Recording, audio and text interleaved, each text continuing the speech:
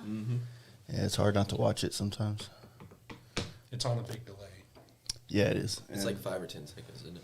Huh? 10 seconds or 5? I don't know. It's Oh, cool. 5 or 10. yeah, who knows? I know it's weird. Like I said, sometimes it's weird because sometimes when you're watching it on like you put it on your phone, it'll have like a delay still, Yes. and then sometimes you'll watch it again and it won't. Mm-hmm. It's really strange how it all works. You know what I'm saying? So I don't know. I feel like there's something else I got to buy basically to make it work better, but I don't know yet. You'll figure it out. Hopefully, yeah. Trial and error. The nerd technology. It's for being a guy in a shop that's used to working on mechanical things or paint or whatever the fuck, you know what I'm saying? It's like such a different world, but I feel like I'm keeping up with the youth when I pay attention to this, and I know how to operate through computer systems and all that kind of bullshit. So Not me. I don't know nothing. I just asked Josh. you said you do a lot of your stuff off of vector images, though. Yeah, That I takes do. That's about as far as it goes. Yeah. My iPad and my CNC, that's it. Procreate. What made you do the Procreate stuff? Who got you on that kick? So I actually kind of found that by accident. It was somebody was designing some stuff on an iPad. I was like, dude, what app is that? Like, because I was pencil and paper too on everything. But to be able to take a picture of a wall or a space for a client and draw the sculpture or draw the mural on it and give them like a rough draft of what it looks like was like a game changer. And so it made me a whole lot more professional looking versus just a piece of paper and, you got 4 napkins you put together. Yes. All right, don't I was shut at the door. Jack in the Box. This is what I came up with. Yeah. What were you making the template? Where you Pull had the mic closer to you. Where you had the whole living room full of that crap, and I came over. So templates have become like my newest thing, and it was something that I learned from Metal Shop Masters, right? Because one of the guys that I worked with on the show, he makes fucking templates for everything, and he was telling me, Ray, like you should just make templates, and then you won't. Was it the second episode guy? Yeah, with that the grill. That one worked. That one came out really together. Yeah. I guess we're kind of jumping ahead. So you just recently, they just released that like a month ago. A month ago, basically. Metal Shop Masters, right? Yep. And yeah, I haven't finished the season though. I'll be honest with you, but I have watched the first 3 episodes. I'll keep going. And that was the second episode. Like I said, of course we have a hometown hero in there, basically, or home state, if you will. And so, yeah, I was like, there was a very, very diverse group of people in there that did different styles of art. Like the dude that was seemed like more of a machinist that did like the skull. Yeah, that was You know what I mean? I found it very complicated, being that I know not how to do it, but I'm just from the world of that shit. And I'm like, how does this guy compete with this and you and all these different styles come together and say, well, this one's better than that? Like the whole judging. It's like bike show shit. You know what I'm saying? Yep. So how did that feel, like dealing with that? Oh, I don't know. I really honestly didn't even think I would make it past the first episode. I didn't even pack enough fucking clothes. Like, that's how, like, I just went into it just excited to be on one episode and being on Netflix. But I think the fact that we were all so diverse in our art styles and our forms and how we developed our craft over the last, however many years really like let us shine in our own areas, even with the competition as it kept going. It was just everybody got to show a little piece of them, and then when you work together, we all got to kind of show a piece of ourselves together in that piece also too. It was crazy. Yeah, it seemed like how did it even go like happen for you to even get the opportunity? Is it something that you reached out to them for? No. Okay, so I get a lot of like random ass shit all the time, having the following that I have. And so half the time it's like spam or fake or whatever, scams or whatever. So I kept getting this email about this show, but it was like titled metal show, like in quotations, or like Iron Man in quotations, but it was for Netflix. And I was like, there's no way. So I ignored this email for forever. Until finally, I was like, well, they're persistent little guys, so I'll just, yeah, sure, I would like more information, send the email. And it came back, and I was like, oh, shit, this is real. Like, this is a legitimate thing. And it happened, like, casting started before the pandemic, so I heard from them a lot, and then the world shut down, and then I didn't hear from them at all. Yeah. Well, so I didn't even know if I even got the show or what, but like months later in like August, was it August or July? August. It was August. August. They messaged me or called me and was like, hey, congratulations, you're on the show. But also, we're going to need you to build an avatar within a couple of weeks, and we're coming to pick it up. But I was also in the middle of like... We were on our way to Alabama when they called. No, not Alabama. It was Florida. Oh, yeah. Florida. So we had already left to go on vacation when they said, hey, you got to be on the show. We also had to like record ourselves building it, so it was no cheating or any of that kind of stuff. Well, we were already on our way to vacation, and I was in the middle of this massive gym mural that I was doing in Midland. So like the mural or the building or the gym was like two of this gym or two of this building. And so I was doing the whole entire thing in murals. And so I had to like call my client, hey, like when I get back from vacation, I'm going to have to like wait a minute to finish your mural because I've got to get this out. And so by the time we got back, I think I had technically like 3 days, 4 days to build what you saw on the first episode. Almost a week. Yeah, so I built it in 4 days, 3 or 4 days, and also built the crate the same morning that the shipping company was coming to pick it up. And then right after that, like a week later, we left. Yeah, so it happened fast. That first episode, not to spoil it for anybody who hasn't seen it, was kind of like, being on the reality show legitimately happened. Okay. So everything you see on the show legitimately happened exactly the way it happened. So when you see that I have to take my shit apart, I legitimately had to take my shit apart. Okay. Yeah, that was kind of like fuck, like cutting all that off and then redoing it.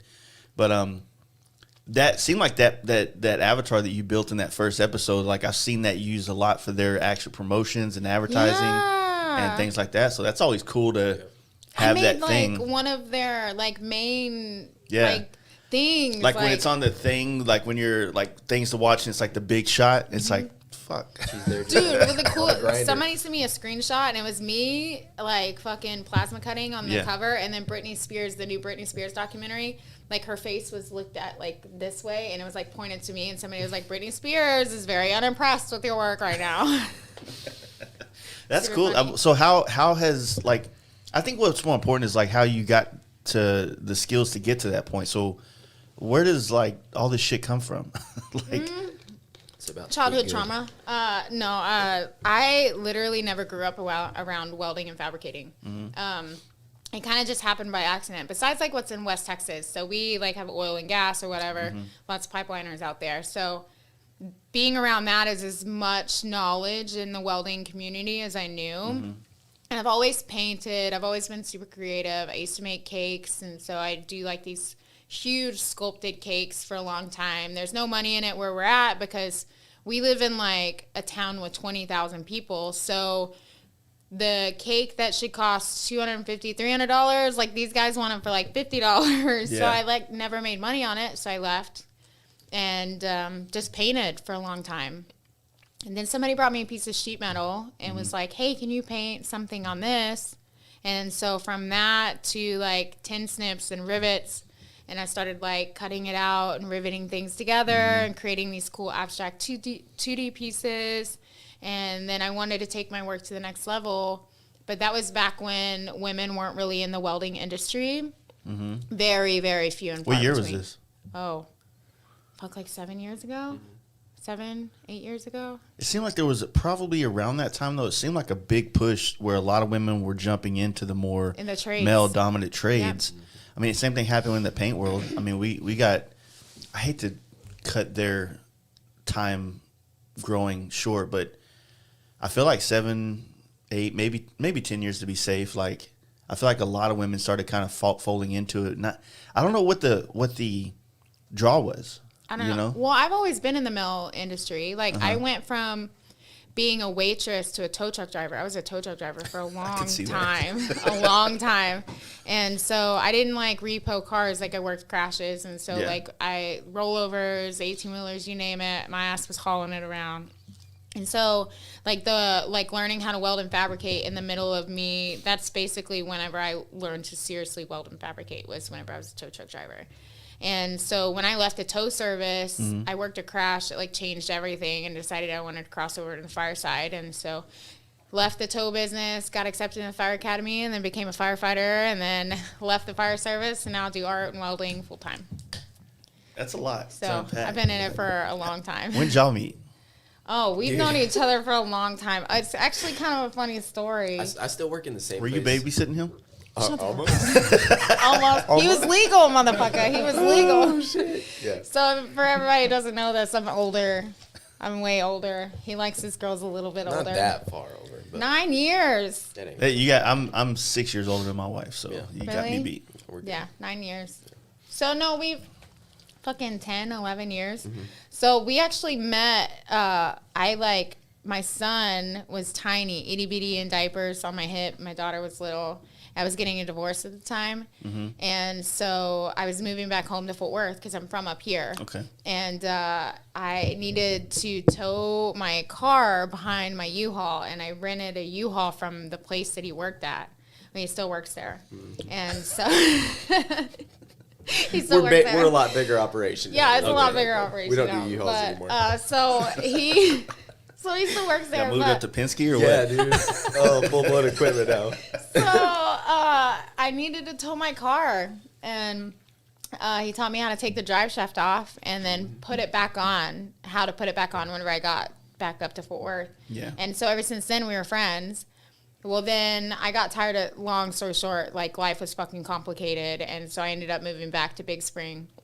And we just always stayed friends. Well, She needed another U-Haul when she came back, too. Yeah, I did. I dropped it off with you guys, didn't I? And then you were too chicken shit to even call me to say, hey, you dropped it off at the wrong fucking location. I And left it there, too. yeah, you did. Super funny. And his friend, he used to build race cars. Well, we're out of the race game now, but more into motorcycles. But so they lived like 2 streets up from me. And my dog, Stetson, who's like 2 days older than Jesus, he like would always get out Yeah. of the fence because he's an Australian Shepherd, so he's like a ranch dog. He's Houdini, man. Yeah, he is. He literally is. And so he'd always get out of the fence, and so he would somehow end up at his friend's house down the street. And so he was constantly, I was like, hey, your fucking dog's out again. Mm-hmm. And Just DM her on Facebook. Hey. yeah, but he would like try to like make a face-to-face connection, like here's your dog handoff type Yeah. thing, and I would just walk outside and yell Stetson, and he would just come running down the street, and Josh would just, I didn't want to say hi to you anyways, and like go back to his friend's house. It was super funny. And then we both dated other people off and on, and we've always just been friends. And then he got in a relationship where she made him delete and block me, insecure bullshit. Yeah. So we weren't friends for a little bit, and then he was single and I was single, and I was a waitress. I was in the fire academy at the time, so I went back to waitressing because I could only waitress like work 2 days a week because it was like a fucking 6-day-a-week thing. And so I got him super fucking drunk. He came in there with his friends for a birthday party. Yeah. Fucking Long Island. I obliterated him because I had to make my own drinks for my table. And I was like, this is the day. This is the day I'm going to be like, look, I love you. Be with me. And I like shook it all off in the kitchen. I was like, all right, here we go. I'm going to talk to him. I'm going to do this. All right. And I go outside, and he's like stumbling outside. I was like, fuck, all right. You take advantage of them too, Yeah, huh? I was trying to. And he left. Oh, my God. He left. That was it. And then one day, 2 years ago, he was like, hey, you want to go get some hot chocolate? And I was like, I'm down. And he moved in the next day. Yep. Some heated seats in the Duramax, hot chocolate. It's Yeah. right there, man. Works. Oh, yeah. That's So- always fun. I mean, Big Spring, I usually come through there on the way back from California a lot, you know what I mean? And Yep. sometimes I stay there. It just depends on Yep. how the trip is. You Because, blink, you'll miss it. man, I like Big Spring more than I like Midland, Odessa, and all that stuff. You know what I mean? Well, now if you come through, we're buying a new house, and we close Yes. on it. We were supposed to close on it like 2 weeks ago, but fucking whatever is going on with the world and The home finances. buying and- process is right now is just it's through the crazy. roof. So now if you come through, you have a place to crash. Appreciate it. We have Yeah. a full man cave that's like basically a guest house. So you'll get your own shower and everything. Yep. It's pimp. Fancy. Yes. We'll go ahead and squat there. Yes. So, Squatters' rights. yeah. What Big Spring, is it Sweetwater or Big Spring that has the oldest Harley Davidson dealership? Big Spring. Yeah. Big Spring. But it closed down. It did? I didn't know that. Yeah, it closed down. Like, they were fucking trying to make him sell, like, They how wanted many? him to sell like over 200 bikes a year, Which And is he's like, impossible. he was like down lucky there. to break 80 a year. Yeah. Like that was the only reason people went there is because it was the only oldest Harley Davidson dealership in That's Texas. kind of how long ago did it shut down? Like Last year. Yeah, That last sucks. year. Literally in December of last year, it shut down. It's kind of crushing, like, because our motorcycle community out there is kind of tiny already as it is. Yeah. And so, like, we love, like, that was our hometown shop, you know? And, like, that's where we went. We took pictures. That's where we met for, like, all rides. Because we do a lot of, like, rides in town because we're so small. So, like, every year at the beginning of football season, because West Texas is, like, known for the football stuff. yeah. So every year The Howard County Bowl. we do the Howard County Bowl. So we ride our motorcycles in a circle on the football field to, like, send off the high school or whatever. So It's small town shit. yeah, small town How's stuff. the riding out there? Don't you like isn't it like plateaus or some shit It's like crap. there? It's crap where we're Actually, at.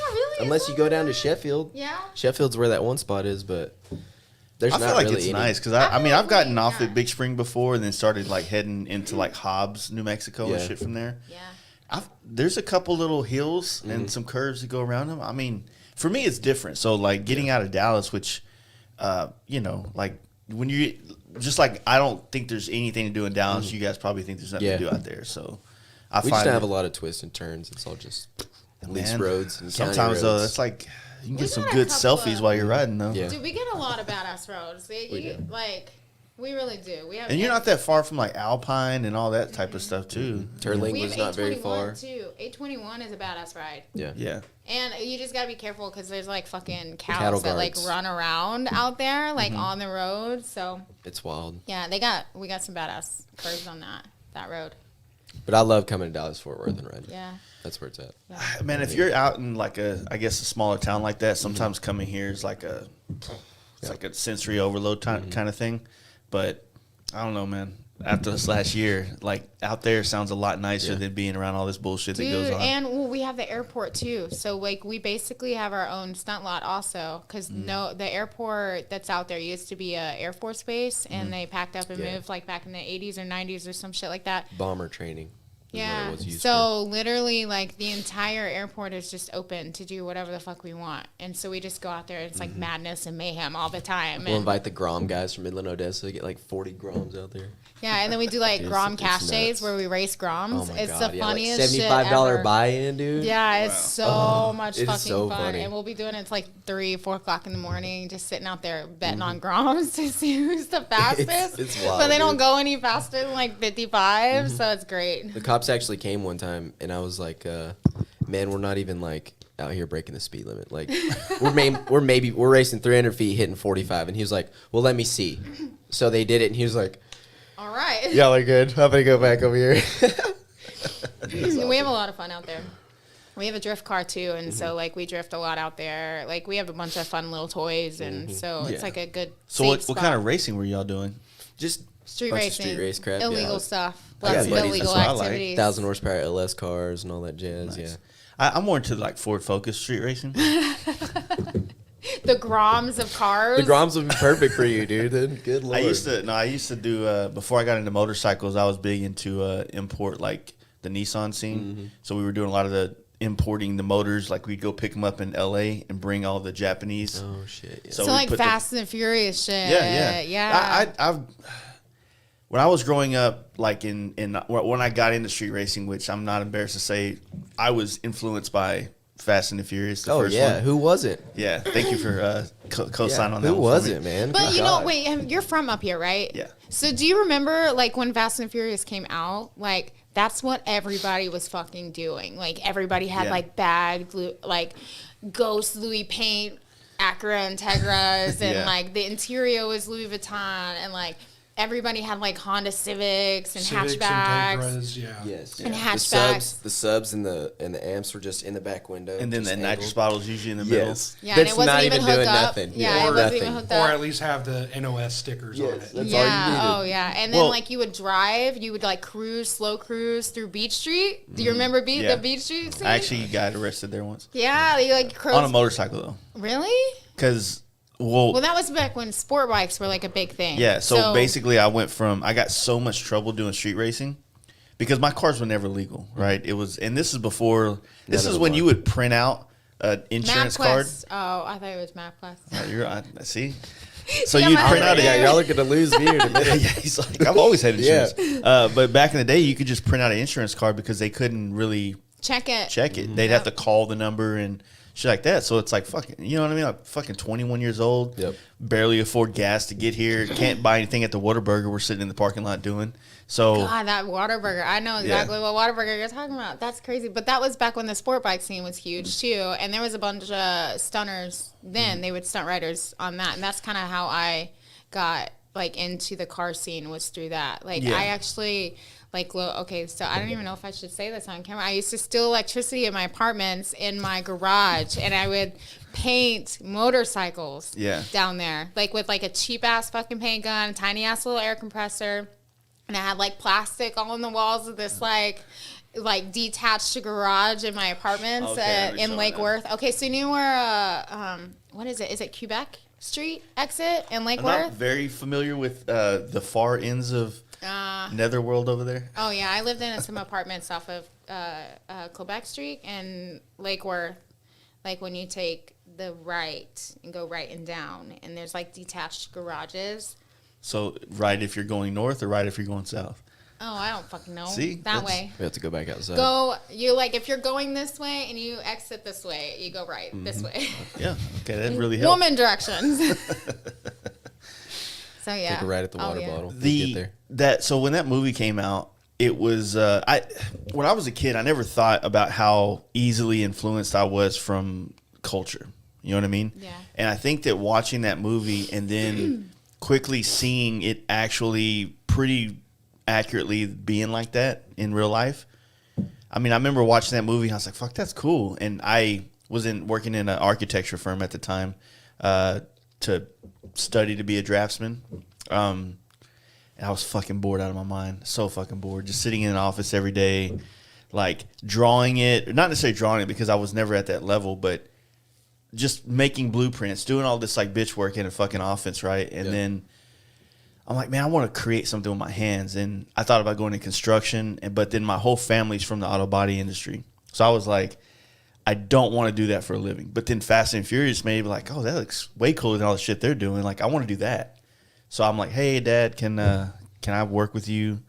I'll wet sand, whatever, blah, blah, blah. But it was a chance to work on something that I found an interest in finally. Yep. And so same time Monster Garage came out and all that crazy shit. So, you know, I grew up in a paint and body shop, but never was introduced to airbrush work or anything artistic about paint. It was always like Just spraying. spraying and blending panels and just things that weren't really interesting to a young mind, if you will. It didn't feel like there was any creativity in that type of shit until I got a job working at a guy wet sanding and found that. But that fucking that show, man, like back in the day. Tokyo Drift, man, that was my shit. I can watch that on repeat all the time. There's like still go little for the old like there's like a tuner shops, but I don't know what you would fuck call it, like where you can go get all the little Japanese parts and shit. But they'd always have the Japanese magazines and JDM. Let me get you. Yeah, there. yeah. JDM parts. what was there? It was like Initial D. Or there was Yes. this thing. I know the Initial D was like a TV show they had, but there was like videos you can buy of all the drifting stuff back in the day.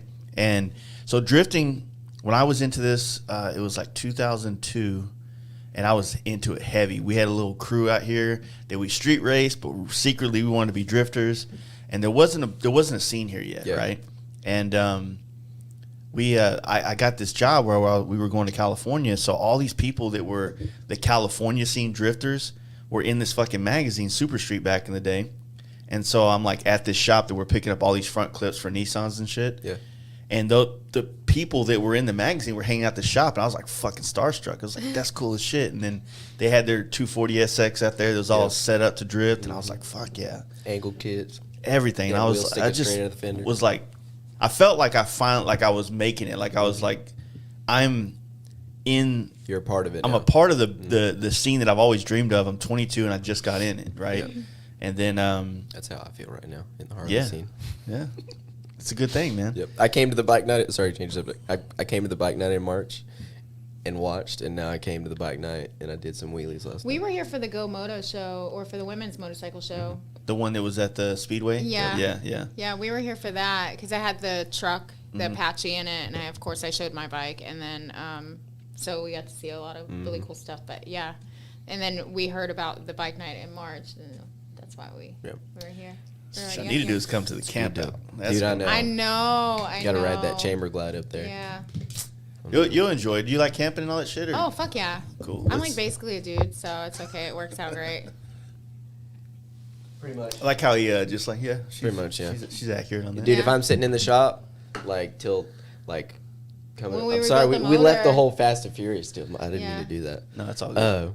So like Monday, or actually all last week, I rebuilt my bike, put 96-inch pistons in it, 583 cams, all that jazz. Stayed up till like 2 a.m. putting it together. I didn't get it running until like Friday night last week. Yeah, I didn't get to ride it all weekend, and then on Monday I was like, I'm gonna go on some asphalt because that's what's in front of Texas Brand Harley. new fucking asphalt. And I'm gonna go practice on that. So I was feeling it, dude. I was working in a little bitty area. Went to stand it up, and the thing just, I mean, it looped right out from under me. Slammed my arm, dude. I mean, I beat the thing up. Bung King crash bar. I've never hit it on the ground hardly It looked before. like a U. It was in the shape of a U. I thought it bent the frame at first. I wouldn't be surprised if it's bent, Yeah. but it You was sent it last it was night, hell to that's get all here. that Yeah. matters. And I stayed up fixing rib rate. It ripped my master cylinder completely apart, so I stayed up every night during the week and didn't get to ride until yesterday. It was a freaking So when did you start disaster. trying to do the stunning? Like, how long you been into it? Well, back in like 2014 is when I bought my first Dyna. It was a 95 Dyna convertible. So I was just out of the realm of having all the good parts. I Yeah. couldn't find seats that fit. Like I couldn't find jack shit that fit. And it was an Evo. Is it 95 or 90? Yeah, Oh, 95. 95. That's right. I'm Yeah. thinking 05. Yes. I was like, 05, you're good. 06, Yeah. you're fucked. Yeah. Yeah. If I would have had one more year, I would have had all the good parts. Yeah. My buddy actually bought he had a FXDXT. And he was like, dude, you got to ride a Dyna. Because I was into like supermoto bikes and shit. Because that's what we were doing at the time. Yeah. In Big Spring, the bike scene was just like Dirt bikes and Groms. supermoto I had a bikes. dirt bike that I rode on the street. Can you raise it up? It's getting cold. My nipples are getting I know, I'm freezing. Like my nose do is it up cold. to- I was my wondering when y'all hands were are gonna do that. cold. 80. Y'all are used to more cold weather than Yeah. I am. No, Shit, it gets cold as fuck out there in West no, Texas. yeah, my ass just got the fucking blow dryer underneath the blanket, Literally. trying to stay fucking warm. That seems like a Literally. fire hazard. It but- is, but I'm a You just got to stay trained. it outside the blanket. You got I'm a right. trained individual, so I can put out the fire I start. So yeah, you were doing like all the super like Oh, yeah. So he was riding around on the T-Sport, and I was like, man, I've hardly ever rode fucking Harley. Like, let me ride that thing. And it was OG T-Sport. Like, he sold this thing for some dough. Yeah. Got it cheap, too, $3,500. oh, don't tell me that. OG fairing and everything, It's yeah. fucking bullshit. I He didn't was deserve pissed. And it. this I was don't know also who in he is, but he didn't 2014. deserve it. It was also in 2014. You can't do that anymore. Yeah. Rode that thing, and I just fucking had to have one. And then as soon as I got one, I was like, I got to figure out how to wheelie this thing. And I didn't figure out how to wheelie it until last year. Yeah, well, no, I think you got pretty serious about it.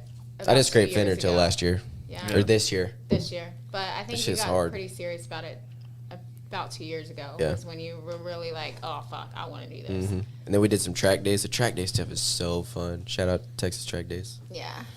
Yeah, I've been Dude. trying to get Connor and those guys to come up here and do that stuff, but they're too famous for me.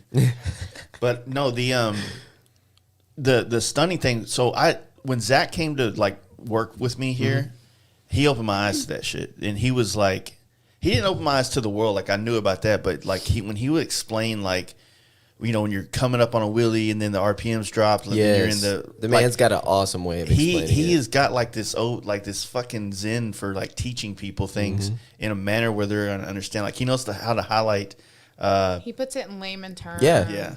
Tip it back. Don't chop it. But I'm doing it But right the there. way See, he, it's the way just he it's does it second with his nature. hands, Yeah, too, that's it's what you so gotta funny do. because like even when you're out there riding, like he just hand signals and Yeah. you'll just fucking know. It's so Yeah. cool to watch. It's just so cool to watch. This right here means quit He's being like a the bitch and pull up ringleader on it. of all these his little posse. It's kind of cool. Yeah, The best thing is like whenever you do something and then all the homies are there to just hype you up. Like Yeah. when I scraped my fender at the lot the first time I came down here, because I didn't even touch it before. Like I was just chasing wheelies until I came down here.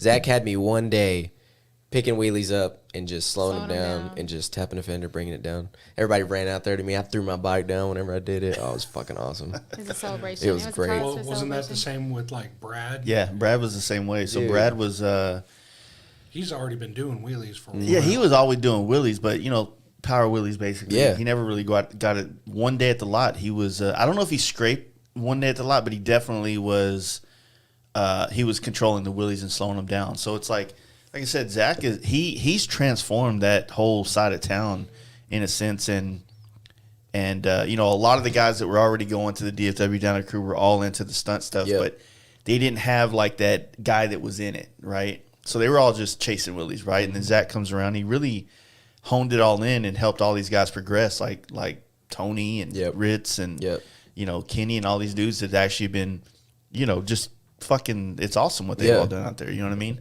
It's fun as hell, man. It's addicting as shit. And like in town, I'm literally the only one that that rides a damn Harley, the only dude. one in West Texas that can wheelie. Yeah. The only one. If there's somebody else that can wheelie in West Texas, please. We would have hit us known up about him by because- now, but within Yeah, you're literally the only Midland, person that Odessa can. area, yeah, it's pretty much us. The stunt scene is us in West Texas. Yeah. Well, I mean, West Tech. How many people actually live there versus how many people come there for oil field work and shit like The that? population's 26 something, but whenever it's popping for oil field, There's a shit dude, ton it's of people there. popping. Yeah, Like our RV parks are full. We got so Yeah. many empty RV parks right now; it's unreal. But it also brings in a lot of shitty ass people too. Yeah. So like you have to be really, really careful. Like everything's packed, and then you get like all these like Out-of-towners. Yeah, you get all these out of towners, and you don't know what they're capable of or what they're doing. Mm-hmm. But also, we got oil filled single, we got regular single. There's Dude, like your relationship, it gets wild, your bro. relationship status changes when you come to West Texas too. It's kind of funny. It's just weird how West Texas is basically the Thunderdome. It's like its own. Yes, it's that's its the own, term right it's there. The literally its Thunderdome. own. It its own has that world. vibe though. You fucking come in through Yeah. Abilene and it just changes. Like everybody's in off-road zombie vehicles Yep. with fucking welders on the back and like 18 wheelers passing you with fenders hanging off, Yeah, with big old it's frack just- cubes It's on the back. insane. Meth heads giving a everywhere. fuck. Like it's just insane. It's but nuts, bro. Y'all need to have like a West Texas Burning Man type Yes, situation. dude. that would be sick. Oh, that'd We're be basically in the legit. desert. There's no fucking grass already as Yeah. it is. We We'd could be just set safe that as shit fuck. up. Do it right out in the middle of the salt flats. Mm-hmm. Good God. Yeah, it's crazy out there. It gets pretty wild. live. And then we get these dust storms that like seem like you're in a whole another country. It's insane. The wind's pretty. Is the wind bad there? Yeah, Oh, it's pretty fuck bad. yeah. It was like 60 miles an hour Yeah, it just was- the other day. like it was yesterday here. I don't know if it was windy over here, but Yeah, it was windy over fucking there. windy as fuck. I mean, it was windy in Big Spring. It's been like that all week till about 5, 6 o'clock, and then it calms down in the evenings. Yeah, that's what. Today's supposed to be. Today's really nice outside. It is really nice outside. Y'all staying in town again, or Yeah, y'all we're heading- staying with Zach again. Cool. Till Sunday. Nice. Yeah, it's I haven't been to Zach's house. It's far. Run by there, dude. No. It's It so was like, nice. dude, it was like 30 minutes from here. Well, it It's used like to. 45. It's I just just a drove ways. fast. It's a ways. Yeah. But it's not that far. It's just that there's nothing to see there and back. So it's like you feel like you're driving forever. It's toll He roads. Yep. He's never been to West Texas then. Yeah. There's If no you sea think over there's there. nothing to see from there to there, come to West Texas. It's just There's a nothing change to of see. scenery. Yeah. That's It's a what it change is. of scenery. Because we out see there. everything here, and he'd be like, dude, there ain't nothing to see here. It's the same thing.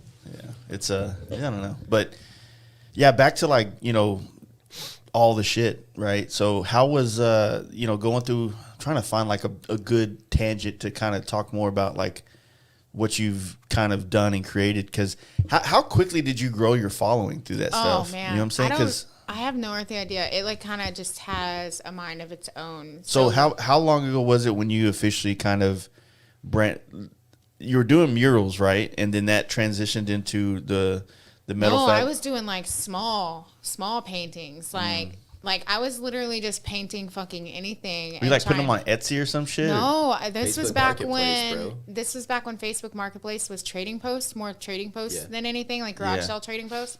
And so I would literally Not put that long ago. No, like it's like 5 years, 6 years. Facebook Marketplace been around that long?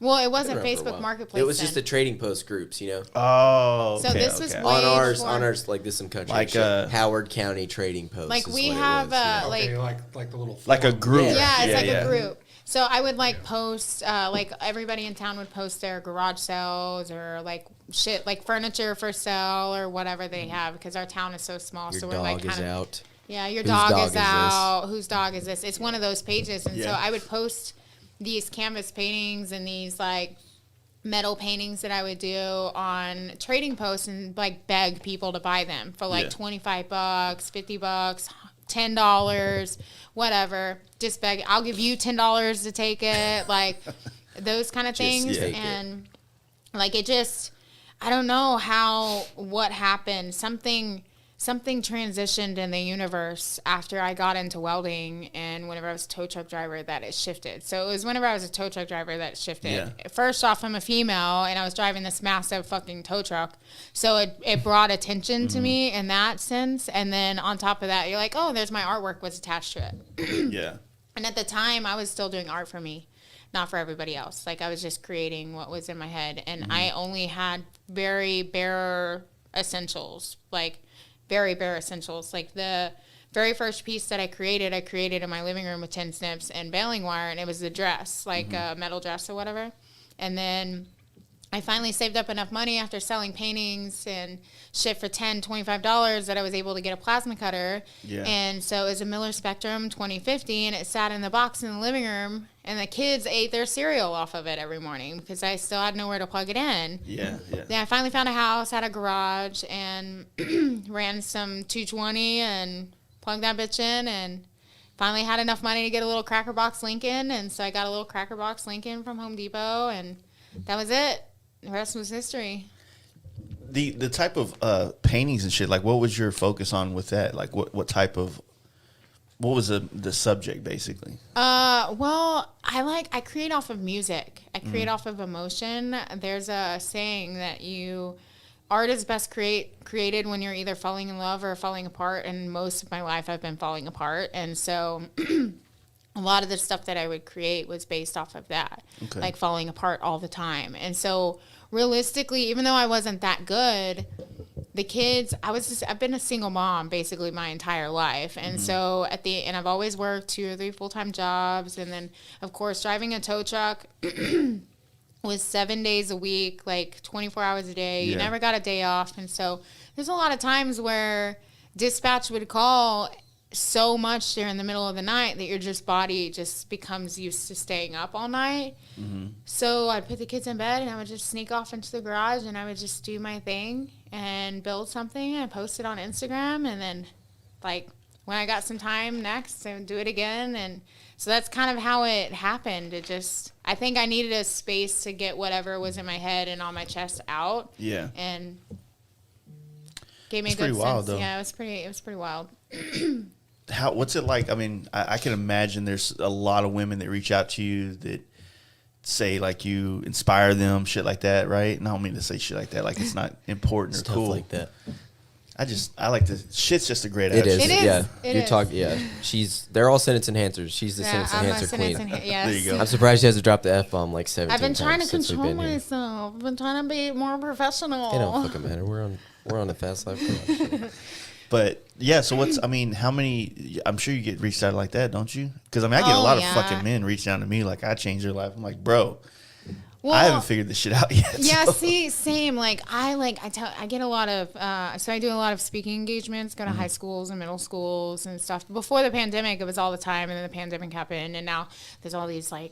Can you do it over Zoom? Yeah, or can you wear a mask the whole time, or things like that, And so it's changed a little bit now, but we're finally starting to get in the groove of things. We've got some schools I'm visiting next year, but a lot of the girls that I've come in contact with are victims of some sort of abuse or violence, even as teenagers, or they're in the foster care system or something like that, and they become products of their environment. So like me, what I'm trying to do is teach these young girls so you don't have to turn to OnlyFans, you don't have to turn to the strip club, you don't have to become a product of your environment to be something, And so when these girls come to me and ask, like, how did you get into it or whatever, like, I tried to be as transparent as possible. Like, you're never going to have your shit figured out. I'm 36 years old, and I'm just now barely figuring my shit out. Yeah. To not take the easy way out. Put in the work, put in the effort, hustle, you know, suck it up for the bad days, keep going, and, you know, cheer yourself on for the good days. Full send only, and you'll make it. It seems like if you think about it, like you kind of triggered something there, because when you become inspired by something, most people are inspired and they want to try what you just showed them, right? Mm-hmm. It's very rare that I feel like you get inspired and then that translates into something else in your life.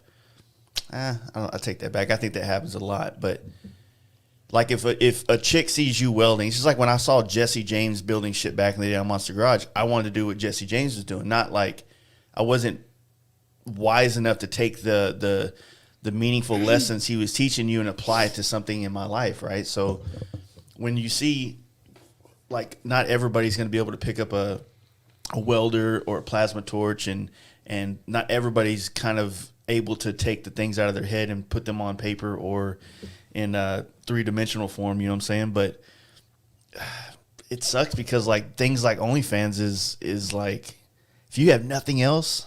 But that's the thing. That's the how thing. How do we fix that though? You know what I mean?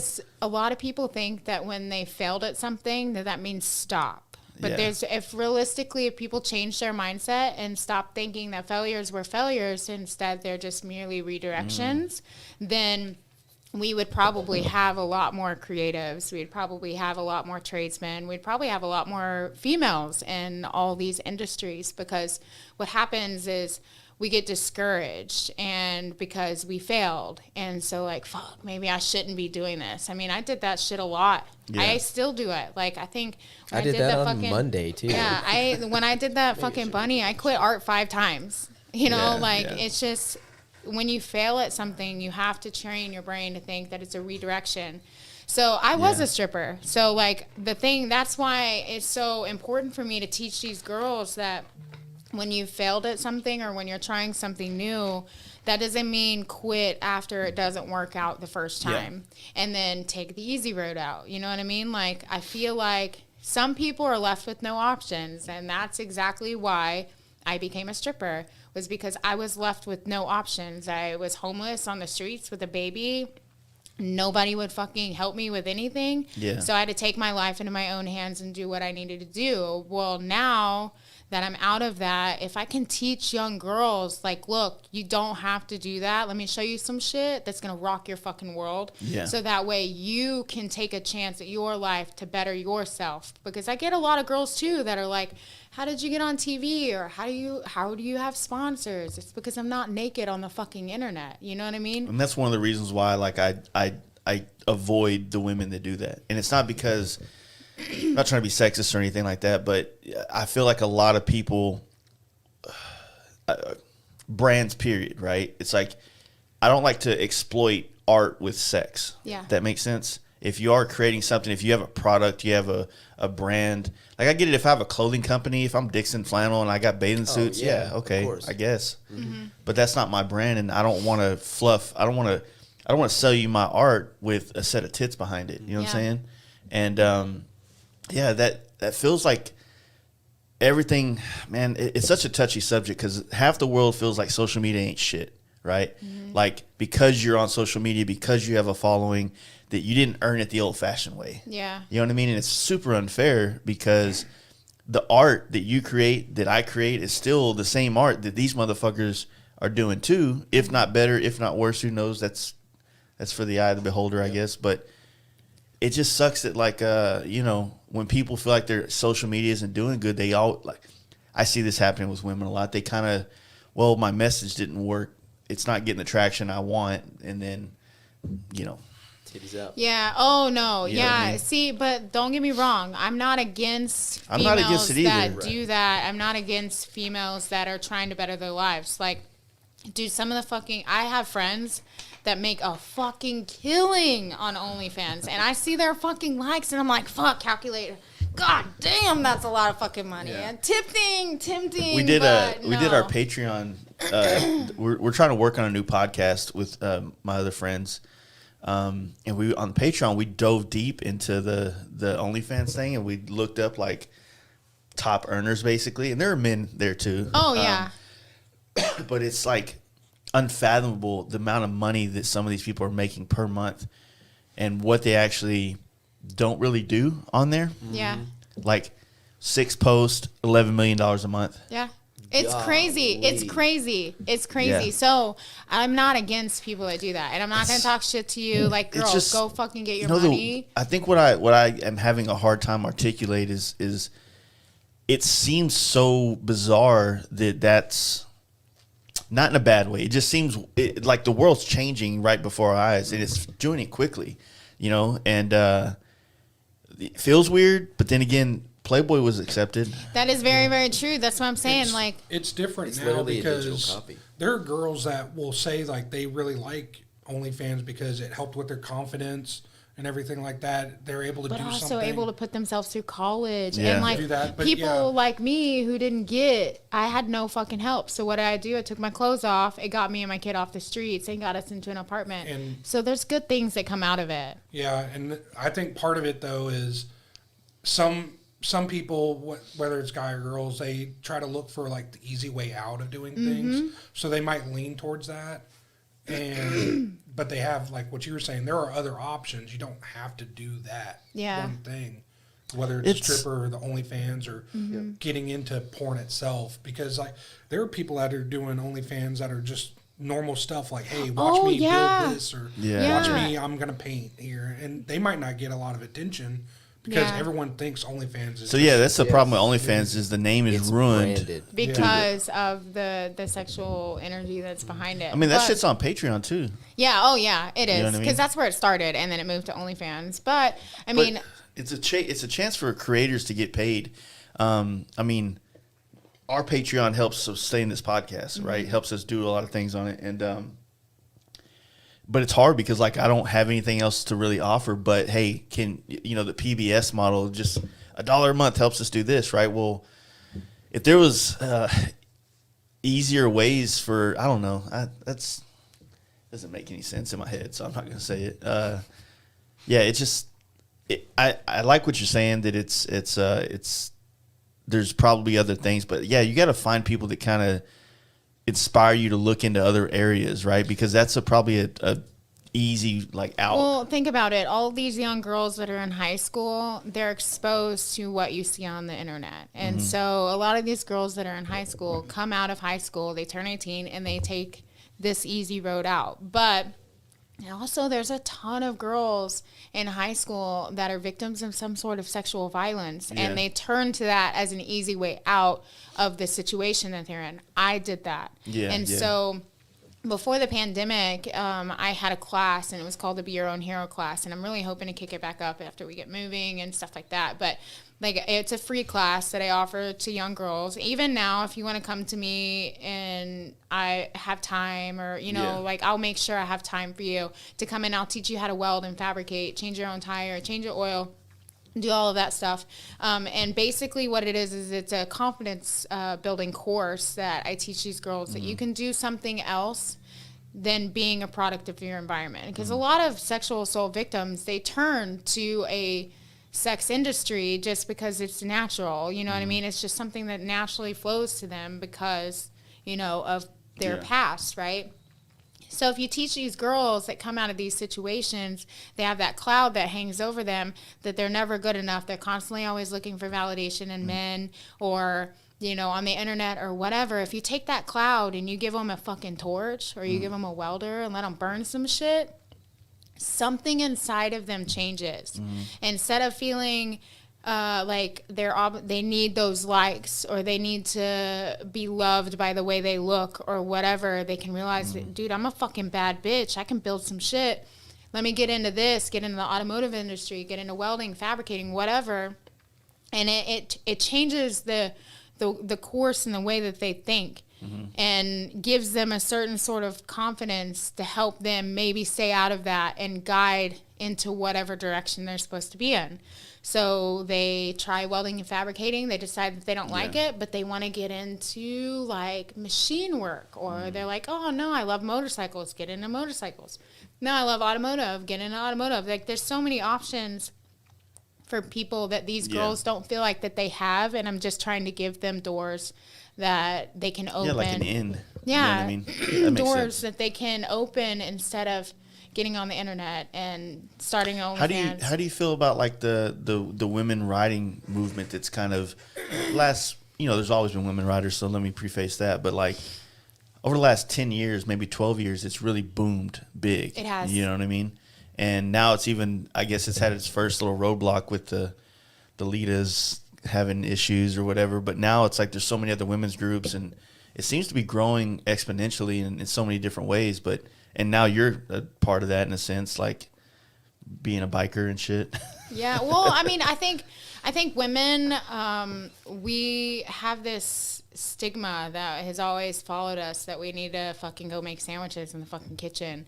And like, It's a good meme. but it's true. It's true. Like we're constantly we're constantly stuck in this stigma of what we're supposed to be fucking doing and where we belong. Yeah. And like we're finally like opening up to like, nah, we can fucking ride motorcycles, we can weld, we can fab, we can do whatever the fuck we want to do. We can paint, we can do everything. We can do it better than you. No offense. What I've noticed with like the things that, in my a while back, whenever I first started riding, and I would see certain women riders, because when I first started riding, there wasn't a lot of women sport bike riders, right? But over years, then jumping on Harleys, when you jump on a Harley, especially like more in the hell yeah brother kind of spectrum, there's always been women on bikes, but it was never, they were always just riding with their old man or whatever, right? The younger generation created like women only groups and a lot more that direction. The things that I would say make a woman not a great rider is the same things in men. It's not gender based. It's just like some people don't have the motor skills, and it's people as a whole, not women, men, whatever.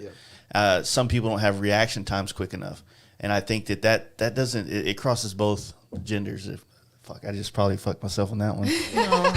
No, you didn't. No, it's true though. It's a stereotype. Well, that's Yeah. like anything. Yeah. I mean, pretty His much. wife rides. Yeah, you Yeah. met my wife, and we like. She's the fucking cool camp as shit, out, by the way. I fucking love her. Yeah, well, when we She went to do the drugs? camp out, when we went to the camp out, she rode the first couple years first on her Sportster, and then she got a wide glide and immediately hated it after that trip. We told her. Yeah, but You she try to tell people, but Yes. Well, she was hanging with the wide glide. She was doing 90 with all the guys, and then even the like fuck up. keeping up in the middle of the group or even getting close to the front of the group while she's wobbling around because that thing was a beater. Yeah. And she was hanging in there, and like if we took a hard turn, she went there with them.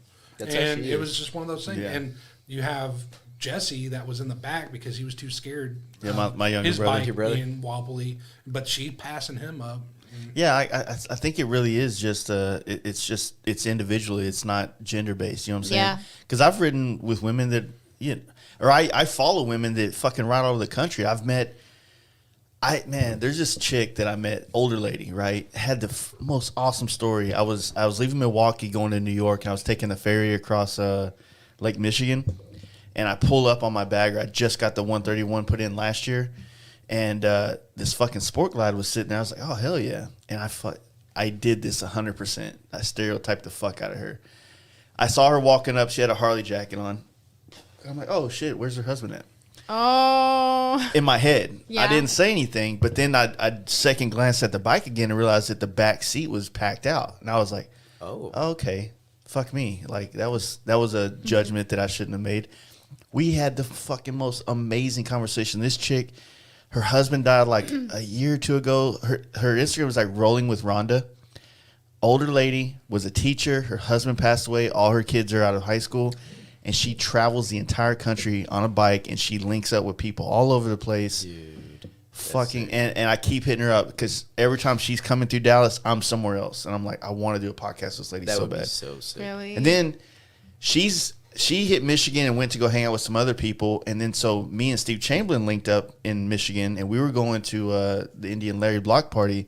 She messaged me on Instagram and said, hey, if you're gonna stay in PA, my camper is in this town. I'll show you where the key's at. She's not even there. I just met her on a boat. And she's already offering me and Steve a place to... It's because this is like a community, motorcyclists, and I've really learned this. And I got into it late in the game. I mean, I did a lot of that like early when I was like 18, 19 years old, sport bike, Beach Street, fucking all that shit or whatever. But my kids, I had to wait till my kids were older before I could start riding because I'm a single mom. And so like if something fucking happens to me on this motorcycle, my kids are left, especially my daughter, she's left without nobody because it's just me and her. I had her whenever I was 17. So, I mean, she didn't have a dad or any of that kind of stuff. So she'd be left without nobody. So when I got into it, I had to wait till they were older. And when I got into it also, it was, I really underestimated the community, like the brotherhood, the sisterhood, and the fact that like, you meet somebody one time, and because they ride a Harley, like you're already in, like you're in the family. Hey, come stay at my house. You want to fucking come ride with us? It breaks down a lot of walls very quickly. And you like, and I don't have a family, so like I've gained this massive just group of just amazing people that I call my family. You know what I mean? Yeah. And so I underestimated it. It's just a brotherhood. When I rode sport bikes, there was a trace of that feeling, you know what I mean? Like there was that more communal aspect, but it seemed like it was turned on and turned off a lot by that culture. Like on the weekend when I'm jumping on my bike or bike night, I'm fucking here, right? But the Harley world, I think it's different. it's like herpes all the time. It's like once you're in it, you're fucking done. Like you can't get away from it. You're always a part of it unless you just completely leave. Yep. It's probably not the best analogy, but you know, that's all I like it. That's all I had real quick. I like it. But you know, when you're, you know, like those guys right there on the back wall, you know, Matt, I met at a bike night 4 years ago. Yeah. And now my closest friends in my life, not that the ones before aren't awesome too, but we all clicked. We're all at the right age that want the same shit. Yep. And we have the financial freedom at our age to be able to go take a 2-week trip and not. And it's cool we have social media too, so we're fucking connecting with everybody all over the world. Like fucking moto lady Alicia, like she's in Oregon, and like I met her through doing the trophies for the women's motorcycle show. You know what I mean? And now I want to do the trophies for a women's motorcycle show every year. Like then we went to the motorcycle show. We met. Oh yeah, Steve like Butera and all the DFW guys that paint and build bikes, 3-2 choppers. All of them. That's also so like going to the camp out. There's a lot of people like came up to me and like, oh, you're hazmat, and I was like, and we know each other by our Instagram names. Instagram is like, I don't even know your name, just you know them by the handle kind of thing. And I was That's like, exactly how it is. And it just broadens it. Like we're just everywhere, all over the fucking country, even in other countries. You know, like we're going next summer to go ride in Canada. You know what I mean? Like it's fucking. It's insane. Hopefully. It's just insane. If the COVID stuff. No, if you get your fucking passport. Oh, yeah. If the COVID stuff is... If you get your fucking passport. Okay, I gotta get a passport, too. He needs his fucking passport. Tell him to get his passport. How long does it take to do a passport now? Oh, my God, dude. I got mine renewed at the beginning of 2020 before the pandemic. I didn't get it until literally, like... After the pandemic. That's wild. They kept my birth certificate, everything for like that entire time. I was like, oh, I'm not getting that shit back. I thought I was gonna be lost in the fucking system for forever. Yeah, I still don't have my passport. We've been talking about doing things, but on the same token though, like I just feel like there's so much shit here to see, and I haven't seen it all yet, and that's like my excuse as to why I haven't like reached out to try to do more yet. But I want to go to Paris. That's like my thing. Like, what do you want to do in Paris, though? I don't fucking drink tea and look at the fucking Eiffel Tower on the street and not understand anything anybody's saying. That's what I want to do. That's exactly what's going to happen. All the countries over there were so close, you could just hop around all the different countries. Yeah, and go to London and go. I really want to go to Europe. That's probably one of the ones that I would like to spend, like, 100 days in, like 3 months or something like that. You know what I mean? I don't know. There's something about that place. It's just, it's old. There's so much art, history, fucking cultures, and it's very mixed. And I could spend probably 100 days in just the UK. Oh, dude, You know what I mean? 100%. New Zealand, all those. Oh my God, the mountains, the water. I want to see it all. I want to absorb all of it. All the before I shit die. around the Mediterranean on both sides of in Africa and in Europe is all interesting as fuck to me. It's like I'm a video game nerd, and this is probably gonna be stupid, but Me too, dude. Yeah. Assassin's Creed, you ever play that game? Mm-hmm. So they usually will pick an era. Like recently, like a couple games ago, was Greece, and I'm playing the game Google Maps real That's quick. a sick game, though, dude. It is a sick ass Like game. the one where you reenact the Boston Tea Party? That was the one, yeah. dude. You're on the ship and you're throwing the barrels in the river, dude. And you're like, I'm making Go play history video right games. here. Ben Franklin in there. Yes. As you're an assassin. And it's a great game, Yeah, too. it's a great game. Yes. And It takes you down an emotional journey. Yes. While he plays video games, I watch TikTok. I got like $2,300 in a gaming PC, bro. Hell that yeah. shit gets expensive. 4K, all that crap. Cash too, So- though. Oh my Yeah. gosh, my son is obsessed. We're getting him a PC for Christmas. He's not watching. I know he's not watching because he's probably playing Rust right Yeah, now. he's But playing Rust. he is obsessed. Yeah. With video games and motorcycles. So he's basically like a mini Josh. And so yeah, he just spends all day, and he's homeschooled too. So he gets through. He's done with school at 11 or Yeah. 12, and then just spends the rest of the day playing Rust. And I'm not the mom get off the fucking video games. You need da da da da. Dude, if that's what you enjoy, I totally Yeah. love watching him play because he really enjoys it. So I just finished. I actually just replayed Assassin's Creed Odyssey. It's It a was long third, game, yeah.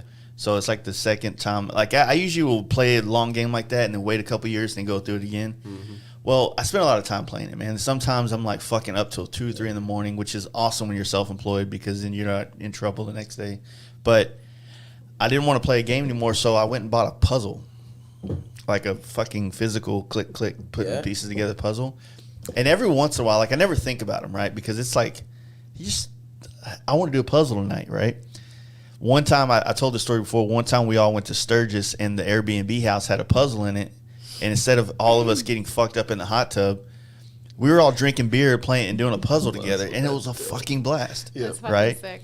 And so my wife hit me up the other day. She's like, let's do a puzzle. I'm like, all right, I'll do a puzzle. You're going to fucking put 4 pieces together and then get bored and go do something else. So I realized that puzzles and video games, they do the same thing to me. Yeah. They bring the same thought process out, and they it's an accomplishment thing. I'm sitting here playing a puzzle, right?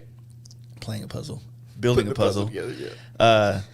And so you get the border done, and then you start separating colors in different areas, and then you're just stumped, and then click, one goes together, and it gives you some kind of dopamine Yes. rush. Yep. Fuck yeah! Oh shit, that one, bam, and then it's And then before you know it, you have a whole corner done. corner, and then you're you know what? All right, I'm gonna do this little section, and then I'm going to bed. And then you do that section, and you're fuck yeah!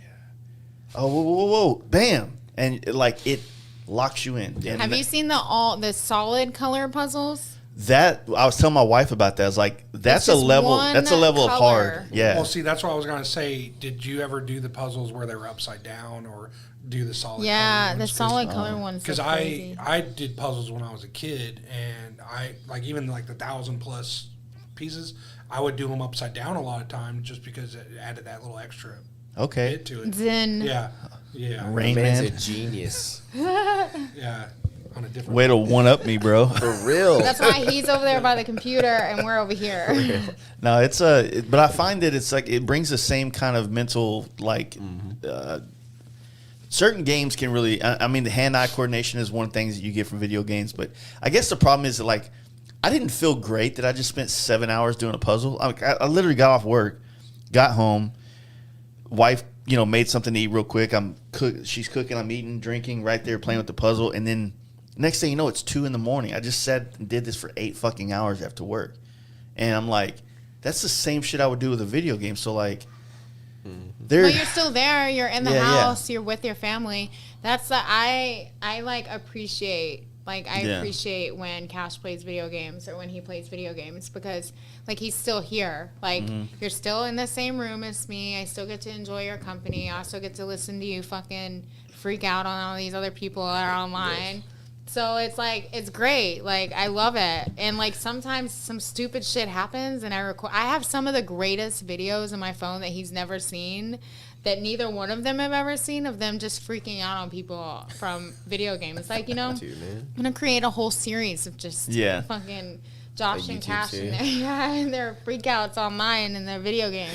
I don't know anything else that like a video game is like a movie that's interactive. Or at least role-playing games are like that. You know what I mean? They pull you in so fast. Yeah, it's like you get hooked up in the story, blah, blah, blah. And then it's even crazy is like I still remember, like when I haven't played in a long time, but if I was to turn on Grand Theft Auto San Andreas, the old PlayStation 2 one or some shit, I guarantee you that playing that game, just like when you hear a song that takes you back to a certain place in your life, I remember the fucking house.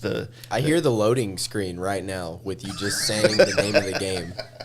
That's what I hear. That's so funny. No, But Cash that's- has been obsessed with that shit for forever. Like, this kid is so obsessed with video games. He got banned from Xbox Live at 8. Dude, he was he did. 8 years old and got banned from Xbox Live because he called some grown man a little bitch. Like, literally at 8 years old, called a grown man a little bitch figured out online. how to and So Yeah. he was either one of the ones that was randomly being watched by Yes. them, or he got reported. Oh, he got So it reported, sounds like 100. he was. that So was it the sounds bitch like- that was Yeah. playing with them. Yeah, exactly. Is that also who, like, those type of kids fuck him up on the games too? And make him Oh yeah. So it's like the circle of life. Cash is like one of the the kids that are like basically a gaming genius, and he like this grown adult comes on and think they know everything, and he's like, "Watch, I'm about to rock your fucking world," and like pretends like he's like with them, and then he just fucking murders them, Steals takes all all their their shit, crap. and then Dude, it's leaves. funny, man. Like, it's the funniest shit Hey, I've ever seen in my life. He can have a big Twitch following, So stuff like that. That's what but his he can goal also is. get sponsorship. So we're getting him a PC, like a badass Yeah. PC for Christmas, and we're gonna set I got him we're getting him this badass fucking gaming bed and set up and like everything for his new room, like at the new house or that whatever. that little board right there. If you buy that too, Oh, yeah, this? no, the one you're This one. that right there will allow him to Do run it all all. the stuff with the streaming and everything. Oh yeah, dude. Because I'm gonna buy him a streaming PC, and like the new house, it was an older couple that had it. So there's fiber optic, dude. Ran yeah, because from he was the like the house guy that owned outside it of the was shop. just like him. He's like a super nerd. There's and internet everywhere. Yeah. It's pimp. So it's gonna be super gnarly. But 400 like meg all day. I knew he was serious with gaming when he called me. I was at the gym. And he called me. He's like, "Mom, I need your credit card." I was like, "Why?" I need it for a new account on Xbox Live. I'm like, "What do you need it? You already have an account on Xbox Live. What do you need that for?" He's like, "Well, I'm starting a new one." And I was like, "Why?"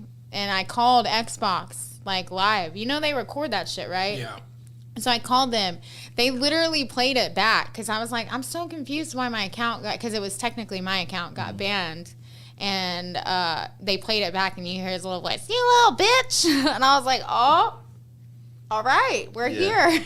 We are doing this. How old is he? And he's almost 13 now. Yeah. Well, how old was you when that happened? 8. And I was like, I couldn't even You get know how mad them at lobbies him. get, bro. Them lobbies are Dude, wild. my son, he does Fortnite and shit, and I hear him Yeah, cussing Cash every was once the in a same while. thing. And I'm Fortnite, like- everything. I'm like, bro, like, I can hear you. You know what's funny about Yes, Fortnite? dude, yeah, you're about to go. You about to open a whole nother. Oh can my of god. worms. Okay, so one day, Cash was like super Fortnite for like an entire year, and it was so bad that like when we're sitting in the house and like we all sit around the kitchen island, like we're basically everybody in our house, we're all friends, like best friends. Like we Yeah. tell each other everything. There's like, it's not like your normal family. So we sit around this kitchen island and we're like just shooting the shit about fucking everything. And so me and Chloe were talking about something that happened, and Cash was like, "I don't remember that." And I was like, "That was that year you lost of your life when you dedicated everything you had to Fortnite. Like, you missed everything that Yeah. year because you were in your room playing Fortnite."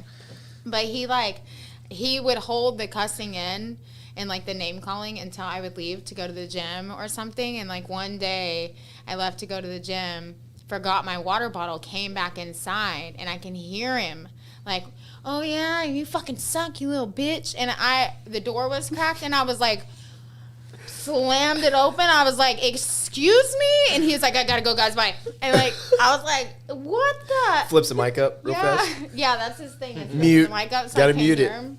Yeah, it's funny. It's super funny. That's crazy. Or he'll play and I'll talk, We do a lot of that. Well, he'll play and he'll like beat people's ass and they'll think they got beat by a girl, but I just have his headset on. That's cool. We do that So does he have too. like any like is he attracted to any of the shop type stuff or the motorcycle? yeah. You said he was into Yes, motorcycles, dude. right? Gosh, yeah. So he knows how to weld. He knows how to plasma cut. He's always in there hanging out with me. Like he even helped me a lot on the bunny. And since he's homeschooled, so he really hangs out in the shop a whole lot more because this is his first year homeschooling. And so he's always in there. But in the motorcycle, he's like following Josh's footsteps. So he's learning how to stunt too. So he can already wheelie the Grom. And he did ride your Dyna one day. Put him on my Dyna, dude. So it was like a catch and release. He can't Yep. touch the ground. So we caught him and released him That's too. cool. He just putted around on it. Oh yeah. So he's obsessed with it. He rides dirt bikes too. Got So him he a does little KX85 Nice. at the beginning of the last year. Did we get dirt His bikes at the birthday. beginning of the year? yeah, it was Because I got mine the weekend. We got his during the week, and then I got mine. We went Yeah, to 'cause he Oklahoma. I got my upgraded 450 after to that. his clutch bike. When Yep. he got the clutch Yeah. bike, it changed everything. Like he had the little 65. We had We had the KLX 110, the Oh pit yeah, bike. and he would ride it, but like there's just something different about a clutch. When you add a clutch into it as Yeah. a kid, like it changes fucking Mm-hmm. everything. Even their maturity level changes, like immediately on a bike. Bigger And so bike. it opened up a whole world for him that he was like, oh, I'm obsessed. And Yeah. so he just every time we're at the shop, he's at the shop and he's doing wheelie. Like he fucking broke the forks on Wheelies the on the Grom. Grom. Yeah, dude, he 12 o'clock the Grom, and luckily it's got a little stunt cage on it. 12 o'clock it, and then it fell straight over. Doop, and it's got those the little axle saver deals Yeah. or fork savers on the tips of the axle, and it just snapped the fork leg right off. Oh shit. But it's from a lot of slamming. That's Like, what we'll it- say. he's It just fell just right is all You that too. happened. You fucking slam it down all It slammed the down time on my too. ankle one time. That Yeah. yeah. I can stunt a big Harley better than I can a small Grom. Somebody was telling, I think Zach was saying, because one Pisses day we me were off. up here in the front and like Bam and Brad and Zach were here Mm-hmm. and they were wheeling this little, what is Brad's, is it a 70? Yeah, I think it's Or no, is it a, I don't know. It's bigger than a 50 It's probably 70. or is it a 110? Fuck, I don't fucking No, You gotta- it wasn't. I think You it got was 50s, 70. 70s, and 110s. All right, so it was like a 70 or 110, Yeah. one of those. But it was, they were just wheeling. And then Bam, I don't know if you ever heard or met him yet. He's fucking amazing stunt rider. I don't know if it translates well in a parking lot, but he puts on fucking shows on the street. Yeah. And he was up here hanging out, and then he just jumped on the pit bike and was doing everything under the sun and flipping back and forth, doing this, it's everything you can do. Yeah. And Zach was saying that like learning on that is very hard. It but is. then you got guys like Patrick Stevens who was telling me back, almost 20 years ago, like, oh, just learn how to wheelie on the 50, you learn how to use the brake. And it's like, you got to get that thing fucking so far up that like, And the wheelbase is so short. yeah. And they're light. Like, dude, they freaking, I mean, it'll tip you over faster than a Harley will. Yeah. It's hard. Everybody told me to learn on a pit bike, and I was the like, exact argument. My exact argument and the reason why I don't want to learn how to wheelie on the Grom. I would rather learn how to do it on the fucking Sportster. well, yeah. Because he tries to tell me, you need to learn how to wheelie on the Grom first before you can do anything on the Sportster. I'm like, no. Well, you never I've popped a seen- wheelie. But still, I feel like I've seen you on the Grom crash a million Yeah. fucking times, and it doesn't look easy. But I feel like I'll send it a little too hard a couple of times, but I just wrap myself with bubble wrap. I'll be try all it. right. We'll And get then, it like this high the first go around. but still, I'm working on it. But I don't think the Grom is gonna be what helps with that, because I've been watching videos of these chicks that do it, and they all learn on their Sportster. Yeah. So Well, there's a couple that do it on their baggers too. that Yeah. I've seen. it's fucking crazy. can't look at that. I need to up my game, up my I can party only do tricks. stand-ups on my bagger. Huh? I can only do stand-ups on the bagger. But still, it's because you just got it, and It's you got just heavy got duty the shocks on it, man. Steve, Well, Yeah. Steve got and- them big old burly boys on Don't there. mess up those bags. Oh, dude. Oh my god! I'll tell you. you Yeah, I'll almost pause did. that. He I almost did. yard sailed that thing the other day. That's For why real? his shoes Yeah. look like they do. Yeah, look at my shoe, dude. Nice. Yeah. And you kept So, wearing it. Yeah. I'll doesn't tell take you them off. real quick, and it's cool because you got thundermax shirt on. I just put a thundermax ECU on this bike. Yeah. And I just wanted that rev limiter. Wah, ba, ba, ba, ba. It just sounds so good. I figured out how to do rolling burnouts on this thing better than I can on my Dyna. Yeah. But So this you is sit up before on the you tank. redid the dyno. This is before Yeah, the rebuild. my dyno was broke whenever this happened. We were out doing a ride, a poker run. Yeah. And it was me and Wesley, you and Devin. And Yeah. she was in front of me, 2 of them behind me. And I just get out on the street, clutch it up in first. I'm sitting on the tank, and it's just smacking the limiter. And I'm just slanging this. I Yeah. felt so good. Felt Feeling like like Seabear? Seabear Stunts, dude. Yes, that's exactly what I'm going for. Dude's my idol. I was leaning. Went across the lane, came back. I went to go across one more. And as I was trying to bring it back over, I hit a stripe or something in the road. Anyway, front wheel locked up. And I let go of it fast enough to where it grabbed and straightened the bars back up. But I was already like I drug the side of the Bassani off, like broke the floorboard mount. I had to weld it back together.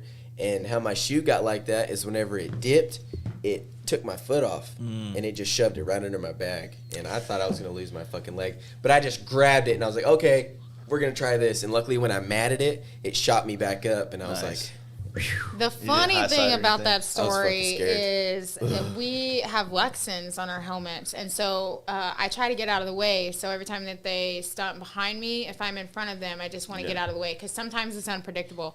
So I was trying to speed up to get out of the way, and I heard "oh shit" in my Lexan, and I looked back, and Josh was literally riding the road glide. Completely Sideways, fucking dude. sideways. Like this bitch. you was could see the still oil rolling. pan, bro. It was low. Nice. Like it was rolling completely fucking sideways, and then he caught it, and it went the other way, and then that's when he throttled it, and it fucking straightened back up, and he was able to go. I was like freaking the fuck out. I haven't Like, done a roll. I've done a little rolling burnout since then, but not a Yeah. big one. Yeah. Yeah. But That you're one's just now getting like the balls to like do stuff on it because when he first got it, he was like, "I'm not doing nothing. I'm not stunning it. I'm not nothing." And I was like, "Yeah, that's not gonna Now I'm last doing very long." stand-ups and shit on it. Now you're fucking doing. You almost crashed it. I Yeah. love that thing, man. Yeah, So that for thing's everybody pretty gnarly. listening, you bought Steve Chamberlain's skinny tire bagger Yes. that he Bagger. built. Yeah, like I said, I was telling you guys last night. I didn't realize that. I think you told me Yeah. that the whole circle. Yeah, because you said you were having her on. I was like, oh, is her husband? Husband. Woman? Yeah, I just want to make sure. I was like, because I was like, that's Steve Chamberlain's bike that he bought, and I was like, yeah, that's cool because I actually worked on those bags for Really? him You and did painted a them for him. fucking so. awesome job. Yeah, I was trying to tell you that yesterday when you were talking. It's about actually it. at Zach's house. I brought it with me. It's at Zach's house. I just haven't fucking rode it. It's up there. We're supposed to do a morning ride tomorrow, and I was like, Oh, look, there it is. yeah. Yeah, Oh, I love that thing. that thing's pretty gnarly. I It want is to pretty track gnarly. it so bad. No, don't do that. I'll probably. We're gonna I need to rebuild put the a- motor. I need to put a new seat on it. I want to do a 96-inch Yeah, kit. we're just gonna like I rebuild did the on motor my on it dyno. too. I fucking love that thing. But I want to Shout get out, the FLH Steve. running first before we do that. Yeah. You at least owe me. We fix the FLH first, and then we can rebuild the road glide. I don't know much about shovel heads, but we got an FLH gave to us. 84 FLH shovel. 81. Is it 81 or Yeah, it's 84? 81. It's old as It's shit. an 81. That's Well, the Softail style, Yeah. right? Yeah, Yeah. I like replaced. So there's a guy in town, and he collects scouts, and so I replaced all the floor pans floor pans in his scouts. And so like as payment, he's like, "Hey, I got this shovel head. I'll give it to you if you want it." But I guess like whoever owned it before was like a fucking crackhead, and like one day like wigged out and like rewired the entire bike, Yeah. and now nothing on it works. Yeah, We just got it Well, running. you can actually like NAMS, the electric lighting. That's one of their sister companies. Yeah. NAMS, I believe, has a complete brand new wire harness that'll actually update all the plugs. That's what Ooh, I'm we thinking. should I do tried that. new I think ignition that's what we switch, should but do. they had how I knew I was gonna have issues with it is they have a push button right on the dash, and it's got a big ass two yellow hot wires Yeah. ran to the starter. Where when you hit it, it just basically bumps the starter together. So fortunately about those old shovel heads and stuff is that the wiring is so simple. It's like a Chevy, Yeah. old fucking, Square body or something. square body or something, right? No fuel injected, so there's not a lot of computer aspects to it. Nothing. So, yeah, and to me, like when you get like those old molested wire harnesses, it gets so complicated and it looks like shit. It just makes sense to take it's it the all same out thing and with start cars. over. Same Yeah, thing with cars. same When I was thing. building cars, you get something with shit wiring harness. Yeah, I want to get that thing going. Oh, I could get a aftermarket Holly with a Terminator X, and it'll just plug all this in, and it won't look like shit. I've always wanted one of those. This is the big wheel bagger guy coming out of me. But Dirty Bird Concepts a long Yeah. time ago built one of the sickest ones of those, and it was a larger front wheel, but Not really. I take that back. It wasn't huge. It was like a 21 or something like that. But fucking apes, just like everything that I jokingly talk shit about on this podcast is exactly what I want in one of those bikes. They're just so fucking sick looking. Yeah, that's what this one's pretty much all original. All original. So, and so I told him, we'll I was just like, get it I want running to and keep beach it. cruise it. Keep It's got the it beach all cruiser bars on it Yeah. pretty much, dude. It's This thing is fucking, gnarly. it's pimp. Oh, I love it. I want to It get is it going pimp. so bad. So do you have your eye on other bikes other than the Sportster, or what's up with that? I don't know. I've been trying to get her to get like a. I told her she needs a bagger or something. Like like a Sport Glide would be perfect for her because there aren't those the base. It's kind of the base with bags. Well, they don't make the Sport Glides anymore. I mean, you can obviously get another one, Right. But you can put the Sport Glide bags on any of the Softails. Okay. So the hardest one to put it on is the Fat Bob, but the Lowrider is probably the best because they're all the same bike, right? Yeah. Just a few different changes, but the Lowrider, honestly, isn't it kind of a joke like all the chicks are running Lowrider S's? Yeah, lowrider S. Not the joke like we're making fun of it, but that's kind of like it's the go-to bike for chicks. You know it's what I mean? kind of the. It's like the pretty much. I think. Well, honestly, I don't really want a bagger. I think the next bike that I want is a scrambler. I want to turn a sporty into a scrambler so fucking bad. Like I want one so Put some bad dirt just to bike take tires out. on it. Yeah, just to go take it out to Outback and. My fucking see, the Sportster runs so fucking Sportsters good. have so many options you can do. Yeah, they're very modular. Yeah, trackers, everything like that. The only thing, Bobbers. so Saxon, did y'all meet Saxon last night? I seen Sax Media on Yeah. Instagram. Yeah, he's got a bunch of footage from last night. I didn't get to meet him. So he, because he was always wanting to do the trips with us too on a Sportster. And the problem with Sportsters on big trips is if you're not running with other Sportsters, then you become the person that's holding back the group. Yeah. Because most bikes are going to cruise about 90 on open roads and shit like that. And Sportsters can definitely do that. But Mine keeps up. I just got her. I fork braced hers and put race Yeah, tech mine shit in the keeps front. up. It Mine keeps finally up quit for fucking sure. wobbling.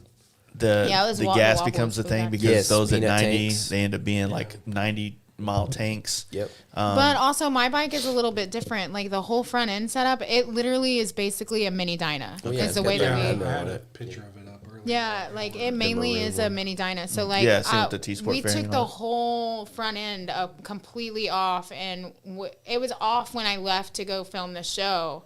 And so as a surprise, when I came back from LA, Josh had it all together, and this fucking bitch was so tall, I could barely touch the ground, and he was like, "Just ride it like that." Yeah, dude, I did the race tech, and then it had like a half-inch of sag in the front, and then she was like, I want it tall, so I was like, okay, so I bought those caps where you can extend it, and I lifted it even taller, and she couldn't even reach the No, ground. I Who couldn't is even that? The touch thrashing exhaust on there, or is that a Those are both Bassani Yeah. pipes. Bassani pipes? Okay, yeah. Road Rage 3s.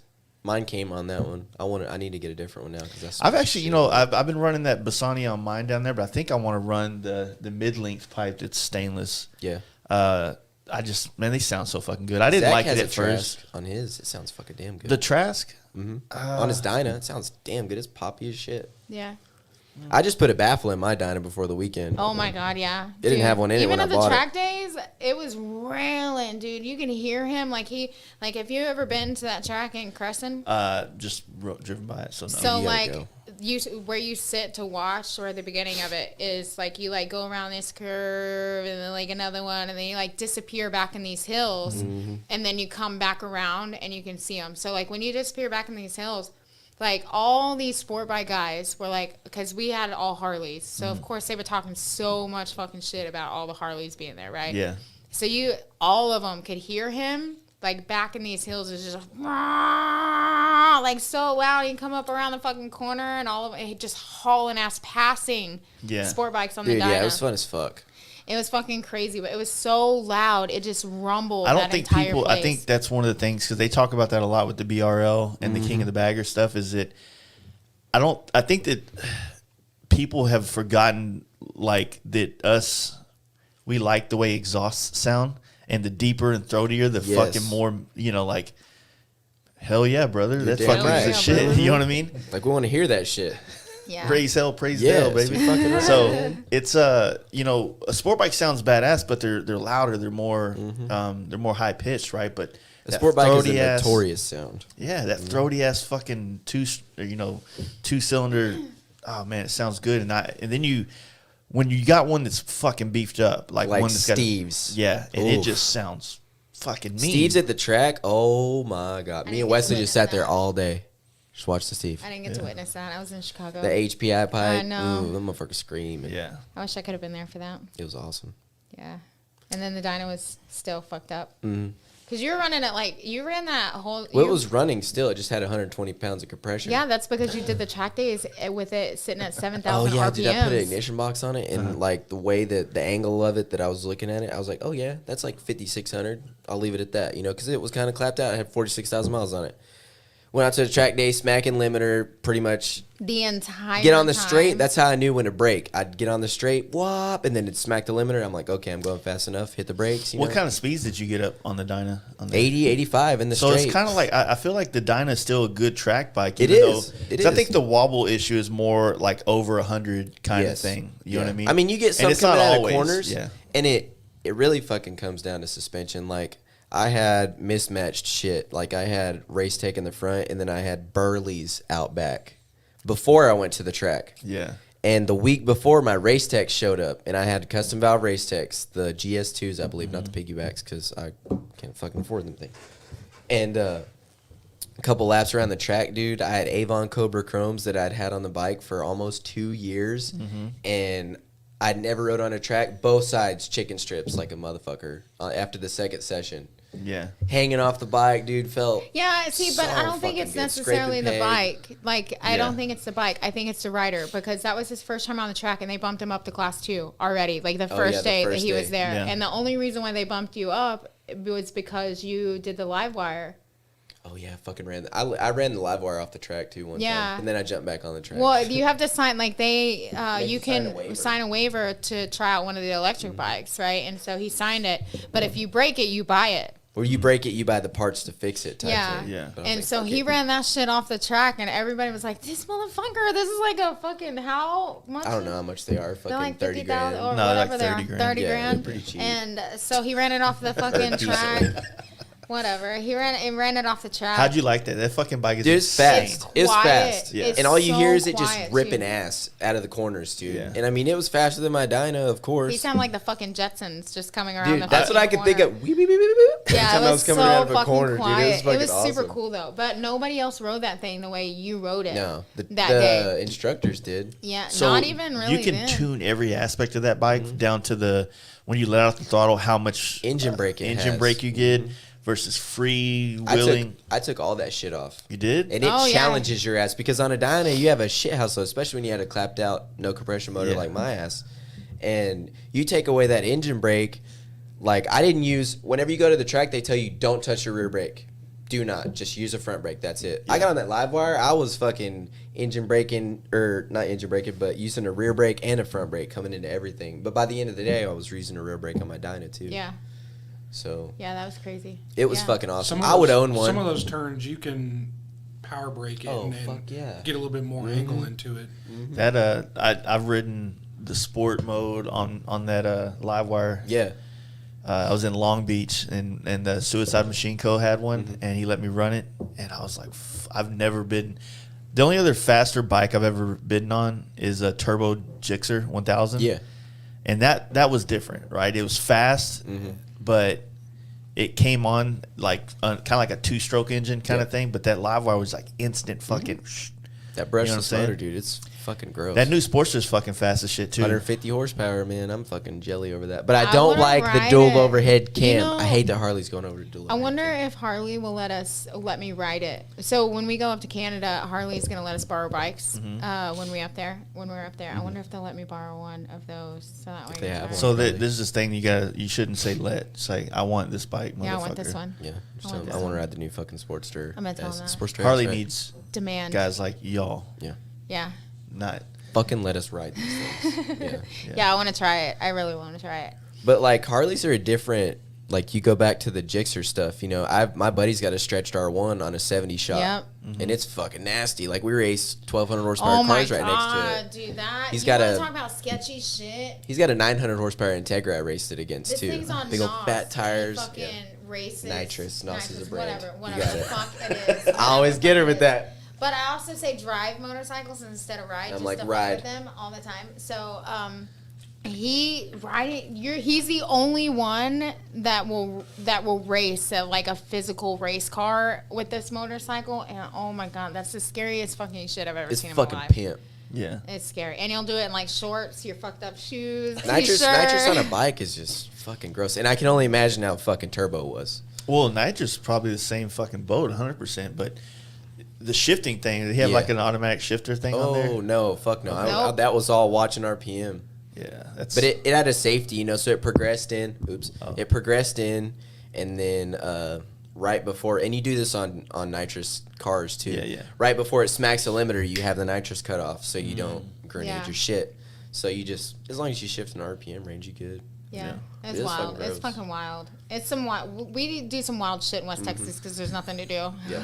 Harley And that is one of Torque them. is way different than that too. Yeah. Yeah. Like I got on mine pretty fucking hard with her on the back the other day or yesterday on the It way was to Zach's yesterday. house. And I haven't really romped on it besides doing wheelies and shit. Like I don't I don't know. like Your fucking exhaust was fucking glowing Yeah, it was last fucking night. Did you see screaming the last video?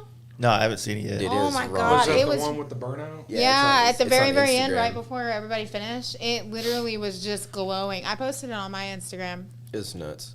But like Well, Harleys just have that fucking like even I've rode the biggest motor I've rode so far is a S&S 107 in a chopper. Yeah. And I did a tune up and shit on it and they're supposed to make some fucking steam, Edwards you know? chopper? Yeah. Yeah.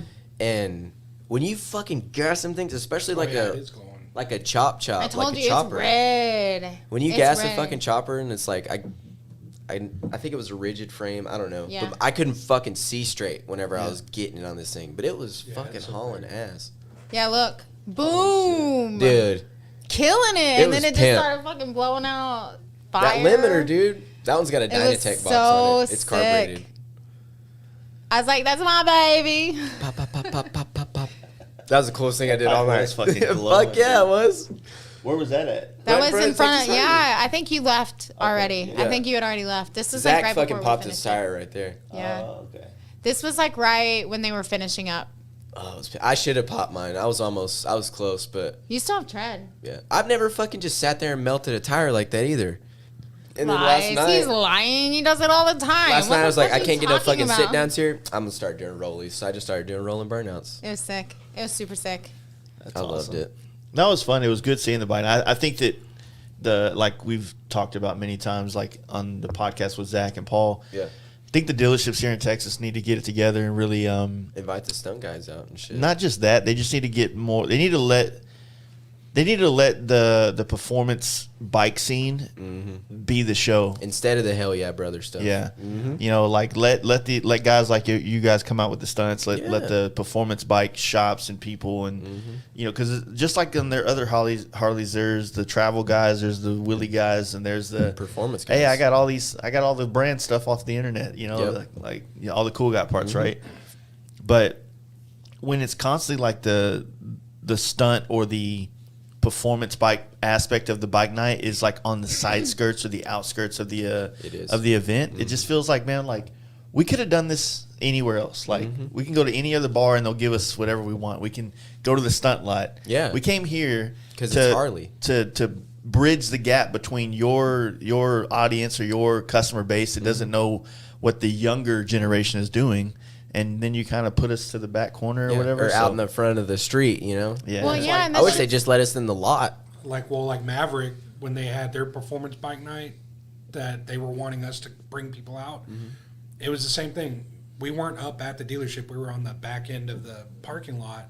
So when the guy that was setting it up, I was like, hey, maybe next time if you do this, maybe not have the band up there where all the loud music is, putting them out in the parking lot. Yeah. Have the show right there where Yeah. everyone's at. And that way you can have something there, and not because it ended up like where they had the parking for all the performance stuff. Then everyone else was starting to park over there because they weren't paying attention to the signs. Yeah. Yeah. They just started parking over there, so it was just a free for all. Yeah. It's just a shit show, man. And then dealerships out here, they just have an issue. They don't have balls, is what I think. No. They're not.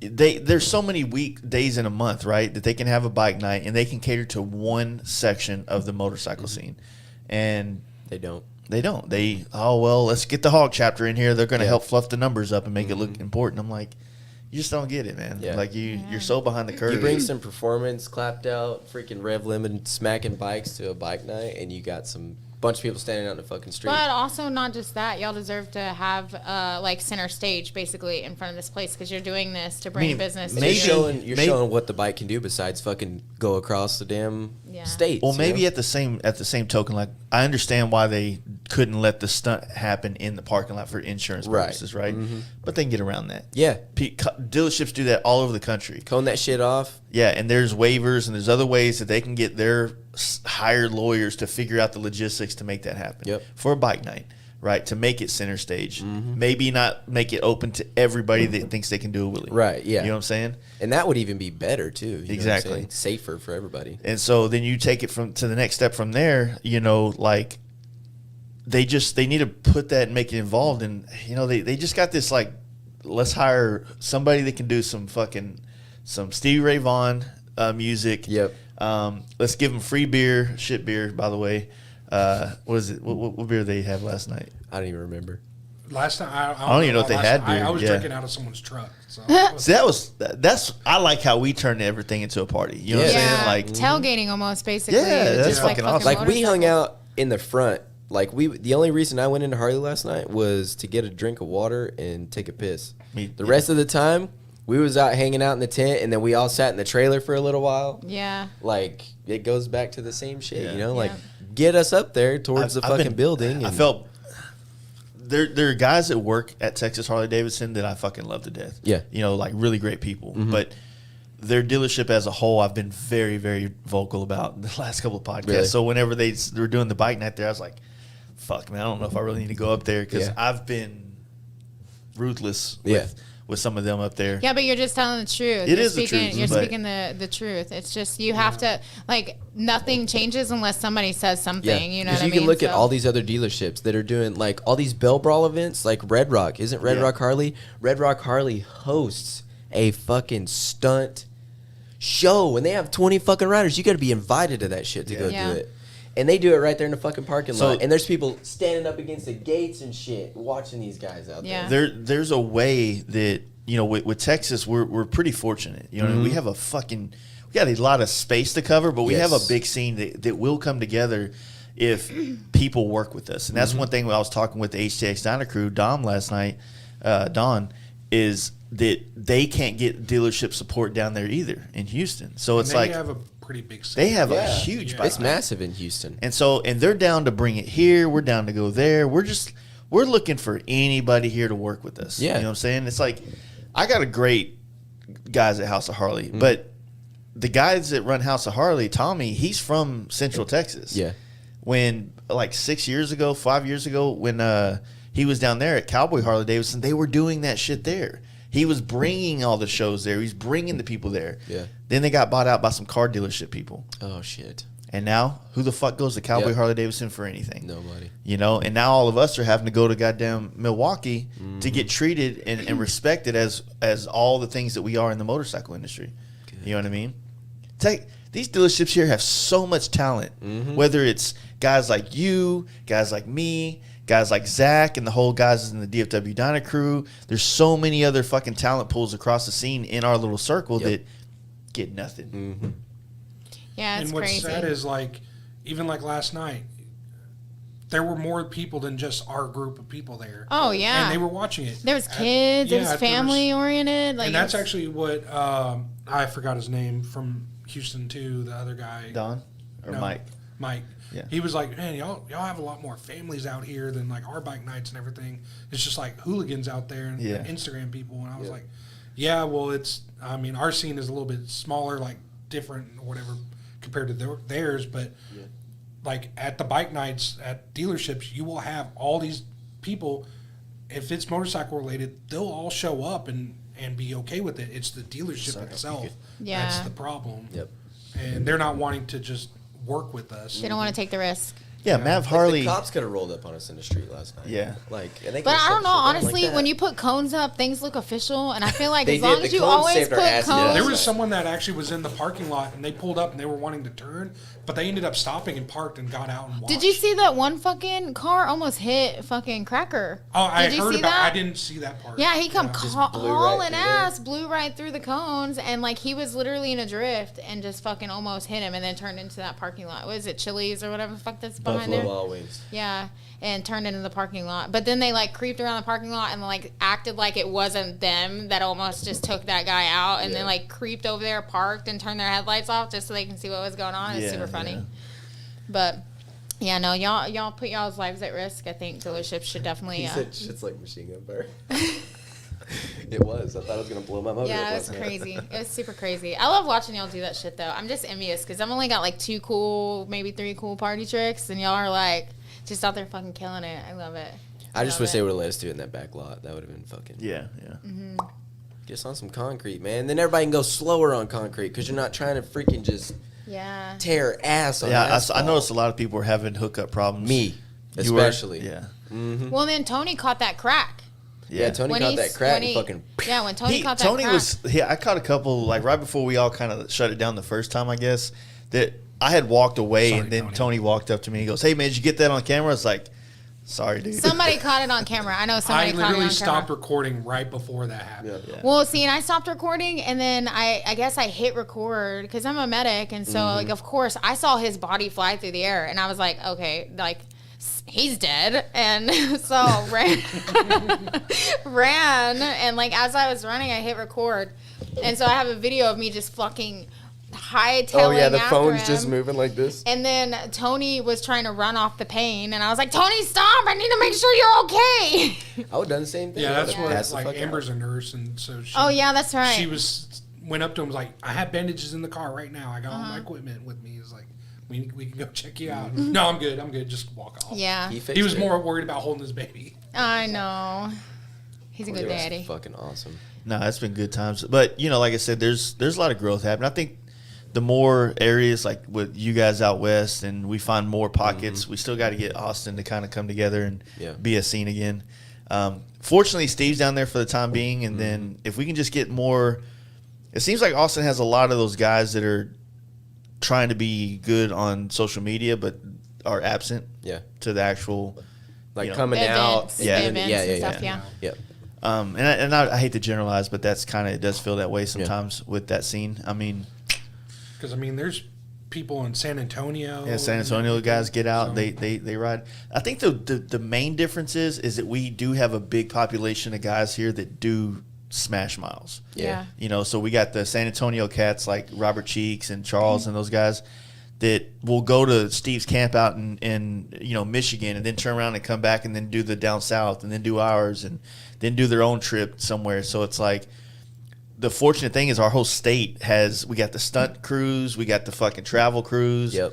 And like we said earlier, we got the guys that are like, "Oh man, let me see your thrashing pipe." Yep. You know what I'm saying? Yep. So it's Well, and we talked about doing something out in West Texas too, like a fucking Thunderdome brawl or Yeah, I some thought about shit. doing that. Burning Like- Man. Let's Well, go. dude, I thought Yeah. about this new house. It's got a fucking like an acre lot next door. Yeah. And I literally thought about having that whole bitch paved, Just- the whole fucking yeah. thing, so that I could just invite all the Everybody homies over. down. And if we want to stay up till fucking midnight popping tires outside the shop, we can Yeah. fucking do it. You got neighbors anywhere close by? I mean, a there's a few, but couple, we're out of the but city limits. They can't do So nothing. they can't do shit. Yeah. I mean, that's I'll go over there and like just tell them, just oh be hey, like, look, we're gonna be up late tonight. yeah, we're gonna be up late tonight. Yeah. So that's the problem, like here. So once we built this whole studio and we had our first anniversary party, which we usually do in like January, like right around New Year's, Yeah. it's a fucking good time. We have a big, decent sized lot. We have a huge fucking like bonfire back there. Thank you. And, yeah. And then we would just kind of like buy a bunch of beer and everybody would just chill out here and drink, get fucked up. The first time I think we had a whole group of people just crash in the studio that just never went home. Yeah. And I mean, I'd lock the doors. All right, man, I'll see you guys tomorrow. But then my neighbor across the street, so I found out the dude actually sold this property to the landlords that I have now Yeah. with the stipulation that there can't be any loud noises after 10 p.m. Son of a. Yeah. Now, when we were building this Now, shop, did they sign a contract on that? So apparently it's in the lease. I never signed the lease. Remember I was telling you how That's it was right. kind of. Yeah. But then again, if I bring it up that I haven't signed a lease, then they would make me sign a lease. So Yeah. And you're therefore, probably got to pay a lot more. well, I already pay the accurate amount now, but it just sucks, man. I've even offered to put that dude in a hotel room for a night so that we could do something here. Yeah. Because it's the only fucking house is right there. And he just Dude. won't budge. Just Yeah. be as loud He as you doesn't- he can doesn't until call the 10 cops, o'clock. He calls the landlord. He calls the landlord. But some people are just big Karens. Like, that's the thing. That's probably why He came a to lot my of, shop one day when me and my wife were cleaning up something. Oh, it was before the anniversary party last year. This year. This past. And he came to the shop and goes, you know, hey man, I'm sorry, I gonna have to stay here. Something. You know, I hate to. He started kind of talking to me in a threatening manner, like, you know, You better quit this. yeah, Shit. Yeah. And I'm like, it's like, get the fuck out of my shop. You know what I mean? Like, I wanted to hit this old man. Yep. You know what I'm saying? Then my wife gets all loud with him too, and it's like, I want to tell my landlord, I was like, look, bro, like this is an industrial property and it's county. And you're paying good fucking money for this place. You know, and I'm like, I can't even fucking like, I can't make noise after 10 p.m. I was here 5 years before I did this. We did this construction. Yeah. And I'd stay here till 3 a.m. on bikes. We've had parties here. How many fucking times? You know, and then all of a sudden, once I put all this money in building the studio, now I can't have parties here. Now I can't have bikes over here. Now people that are in the front that are talking after 10 p.m., it travels because it hits the fence and the wall, the sound, and No way. yeah, it's so That bad? Damn. I'm not supposed to start a motorcycle after 10 p.m. here. Yeah, you have to do it right by the street. Really? Oh, hell no. Damn. Hell no. Yeah. And if I because didn't you put this even- money in here, I would have fucking left. We even had one of our friends, Monty, in his RV, and the generator was too loud. Or no, it was Craig with his truck. was in his truck. Yeah, he couldn't have he had his 18-wheeler, and he couldn't have it here because the generator was too loud. Yeah. That is fucking Are you serious? Dude, you know, like, people are either Karens or they're not, because my old house, the house that I'm in right now, my shop is literally right next door to like a little family, and I've been there 4 years and never ever had one complaint, and my shit is loud. Yeah. Like, I turn my radio, my music is just blaring, echoing down the street. Like, the shit that I'm doing is constantly fucking loud. Every machine I run in there is loud. Never ever had one complaint except for once. I like went through a really bad breakup and I was listening to a fucking sad song on repeat for like 2 Adele? weeks, and they were like, it wasn't Adele. Taylor It was Swift? not. No, it was this girl. Her name is Her, and the song's called "I'm Not Okay." Is that So- the one with the hair down over her face? No, not emo. This is Okay. like R&B or whatever music, and so she's emo kid too. yeah, I was an emo kid too, but she my kids, whenever they want my attention in the shop, they just turn my music off or turn it down. And because if I'm in the middle of cutting, don't touch me because I'll fuck up my cut, right? Yeah. So they'll just turn my music down. I'll finish what I'm doing, and I'll lift up my hood, and then there they are, ask a question, they go on. Well, she does the same thing. So she just turned my music down, and I lifted up my hood, and I saw her standing. I was like, hi. And she's like, look, we get it. We all get it. Like, this dude broke your heart, okay? Like, can you change the fucking song, please? And I was like, yes, I will.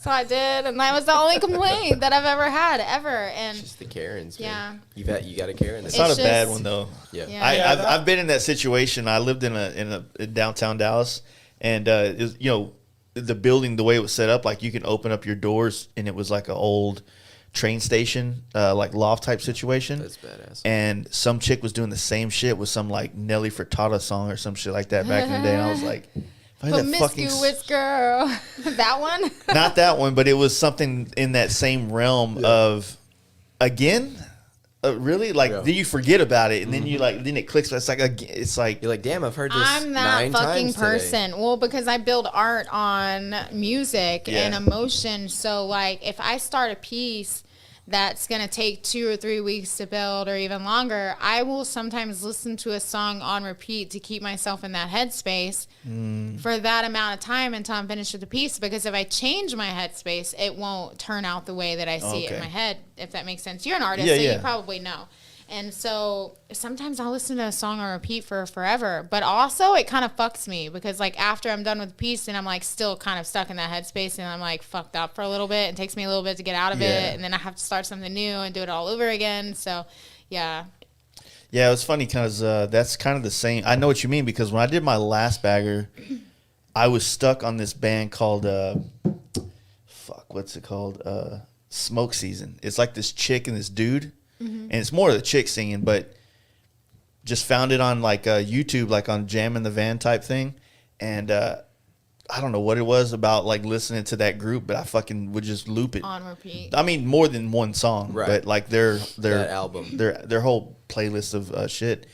And it's like not some shit. Like if me and you were driving down the street in the car together, I would not put that on. It's just not appropriate dude music. You know what I'm saying? Oh, there's dude music you listen to with dudes, and then there's dude music that like he's got music he listens to and he's not with us. You know what I'm saying? Yeah. So it's like one of those things. Like I know what you mean by that. Like you find a groove and a vibe and a headspace that music can put you in, and it helps. Like that's a good way you put it. Like I never thought about it like that. It keeps you on track with that project and that mindset. Because I could see how music, if you change that vibe, could push you into another creative outlet or creative, like, what the fuck you call it. You know what I mean? Yeah.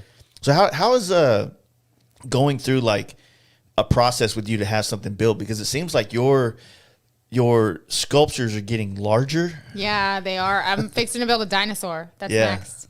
So like they just contact me, tell me what they want. And like, so basically I haven't really had a client that hasn't let me just be creative and have creative freedom. They just have an idea and they kind of know what they want it to look like, and I just execute it. And a lot of the times, like the bunny, they were very specific on what they wanted on the bunny because they wanted to match their mascot or whatever. But like there's not really a whole lot to go off of. Yeah. So I just printed off some screenshots from a commercial that they had on television, and it was 4 pictures, and I had a magnet to my shop wall, and that's how I built it. Literally just looking at the pictures. A 2D object turned into a 3D object. Yeah. So that's basically how I do it. It's like, even though I draw it out or sketch it out on my iPad or whatever to send it to the client, it's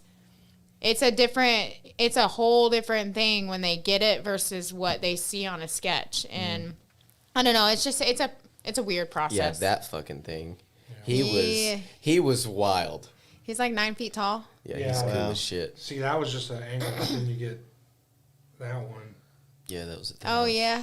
He's big, man. Yeah, he's pretty big. And like in my shop, what is that like? What's the metal like? How is that all rod? So it's a mixture of everything. It's literally rod, and I went through 3 33-pound rolls of wire, MIG wire for that.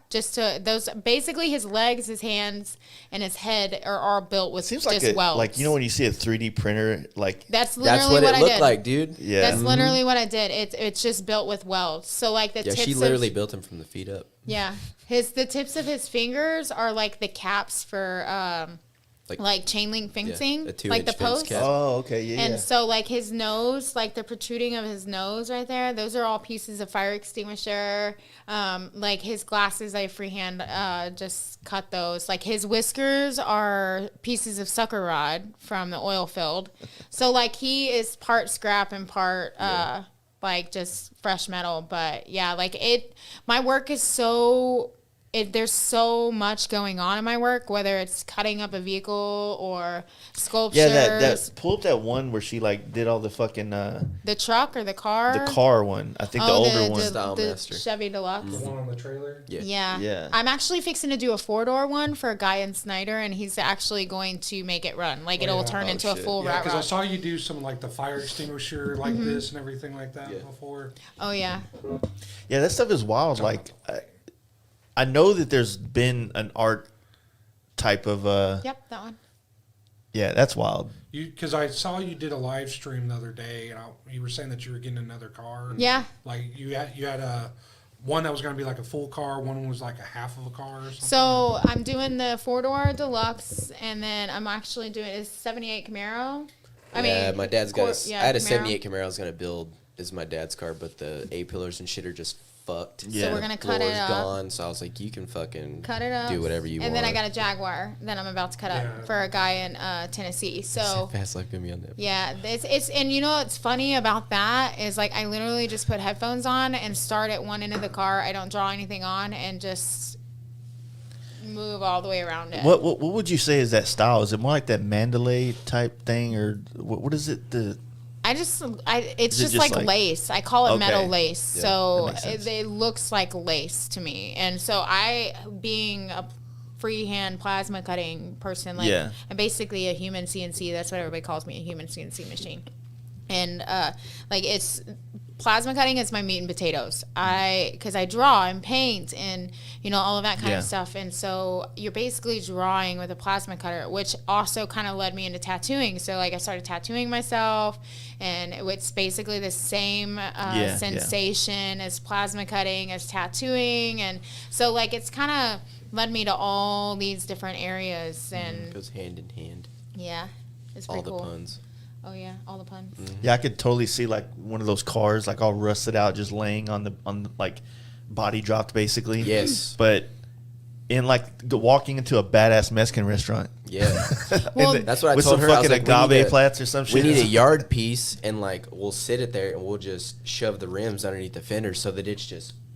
Because Yeah. the truck would be so The sick. Apache, just body drop like that The in the cool front thing yard. about the Apache is it has a chance that we could drop a motor and a tranny in it and just roadkill it and literally make it run. Yeah, just make it like drive onto the trailer and We shit. totally could. We could totally make it run. And so those that's are the nice only things. reason why we haven't done anything with that one is because I don't really know what we want to do with it yet.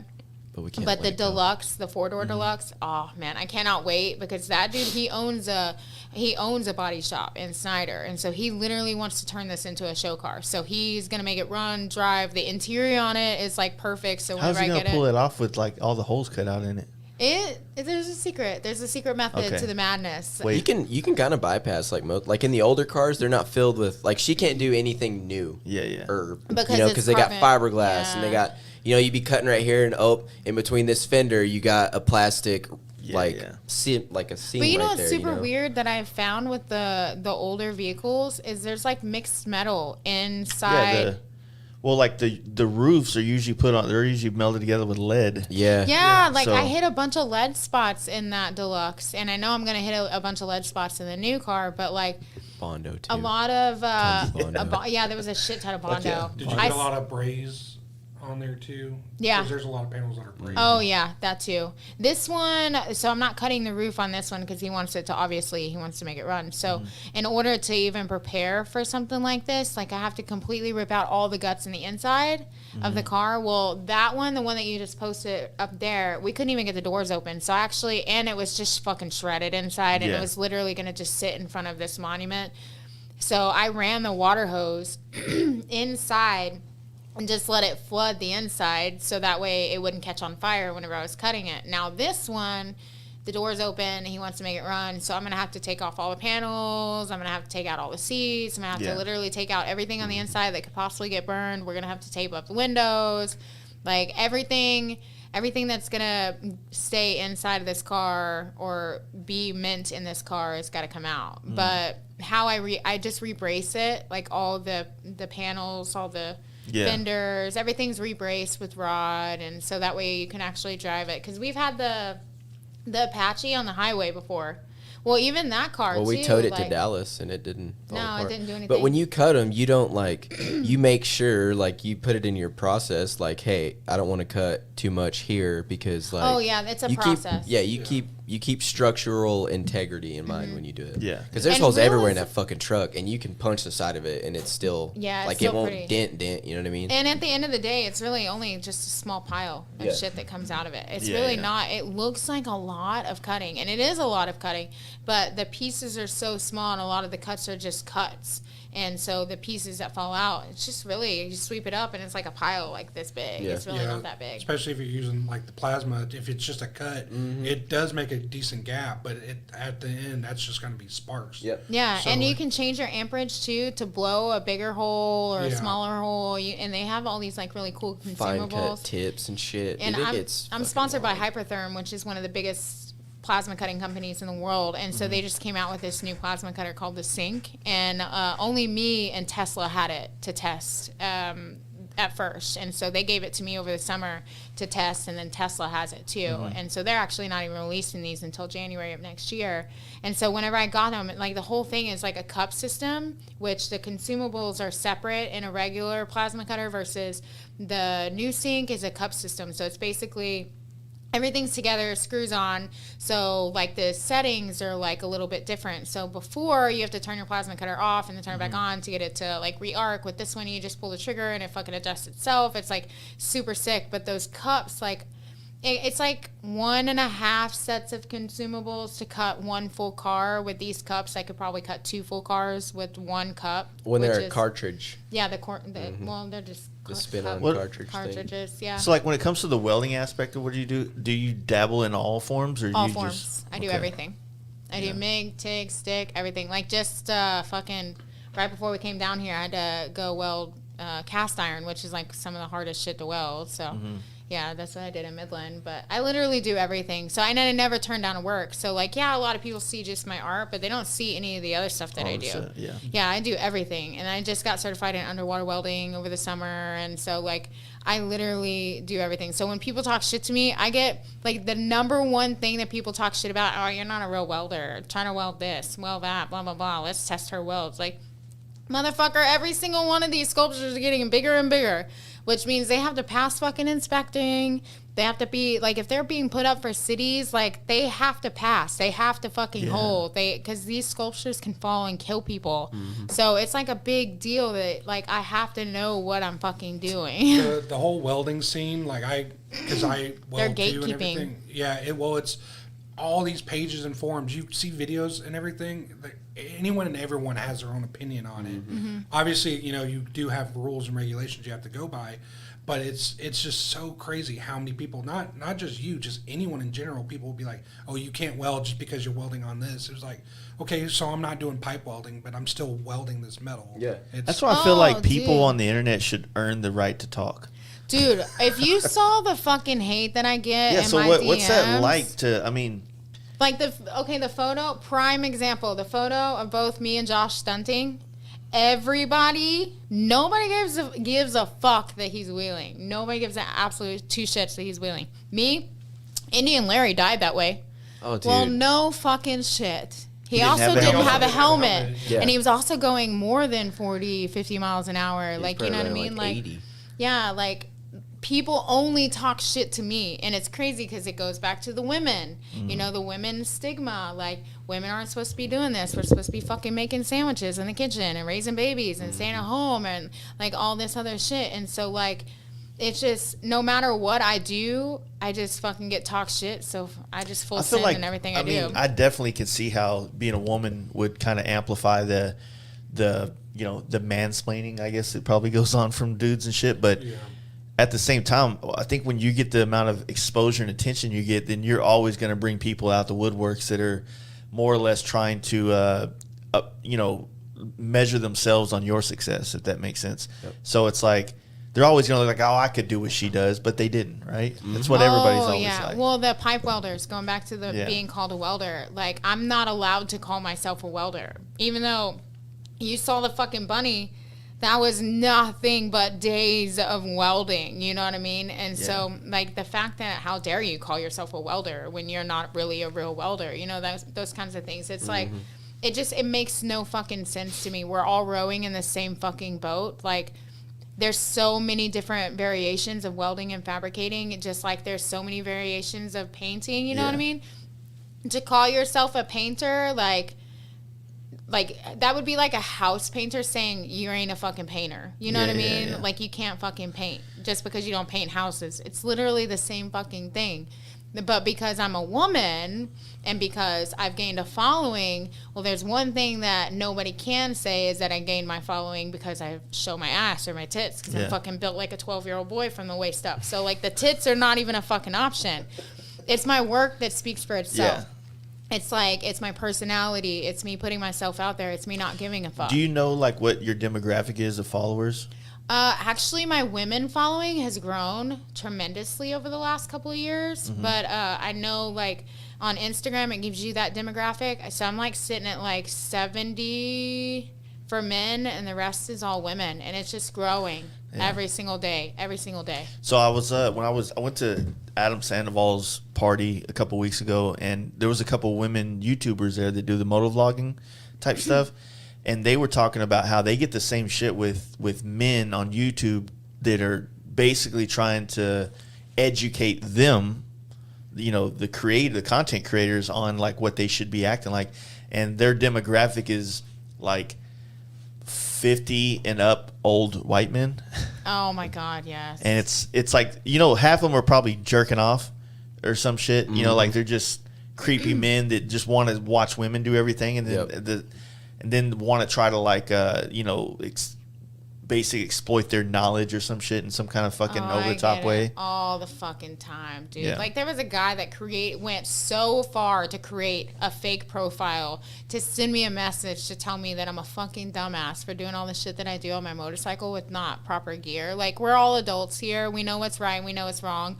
But I will always wear my helmet. But it's also 115,000 degrees in the state of Texas. So like the last thing I'm going to do is wear a leather jacket all the fucking time. Yeah, sometimes, whatever. But you know, I'm an adult. I know what I can and can't do. So I'm taking that risk on my own. I know what risk I'm taking. But this dude fucking went so far, dude. Like he messaged me. He's like, stupid fucking cunt, blah, blah, blah, blah. I hope you die, this and that and this and that. That's something else wrong with those type of people, though. You know what I mean? Dude, like that's I get not death threats at least twice a week. At least twice a week. Like it's insane. That's the part about like, and like I said, my following compared to yours is not even the same ballpark. We're not even playing the same sport. But I'm scared to ever get to that point. Like, I don't know if I want to. I don't know if I can. I don't know if I could deal with the what's the word I'm looking at? Like, I know that I already get a lot of people that are trying to hate on you. I wouldn't say hate. They just think they know something more than I do. Yeah. Or may in some cases they may. You know what I mean? But it's like, you put all this stuff out on social media, you create podcasts, you create the TikToks that you do, all the different forms of content that you create, and there's always like this need for comments on it, right? Like, you know, and on YouTube it's like that. Hey, like, comment. So your shit gets pushed when people comment on it, right? Yeah, people don't understand that even the fucking shit talking, it makes you hit the algorithm. So let that hate keep coming. Keep fucking commenting stupid shit in my DMs, or I mean in my comments, so that way my shit hits the algorithm. Leave it there so everybody can see you. I usually do. Well, and I have a funny way of responding to it too. Like when people tell me, "Oh, I hate you," I'm like, "Oh, I hate me too." So welcome. I'm basically the CEO of my fucking company. We're on the same team here. Yo, be rabbit. Like I literally I fight back with their own stupidity. Like I've had people. This was back before Instagram really started flagging comments that are really, really graphic.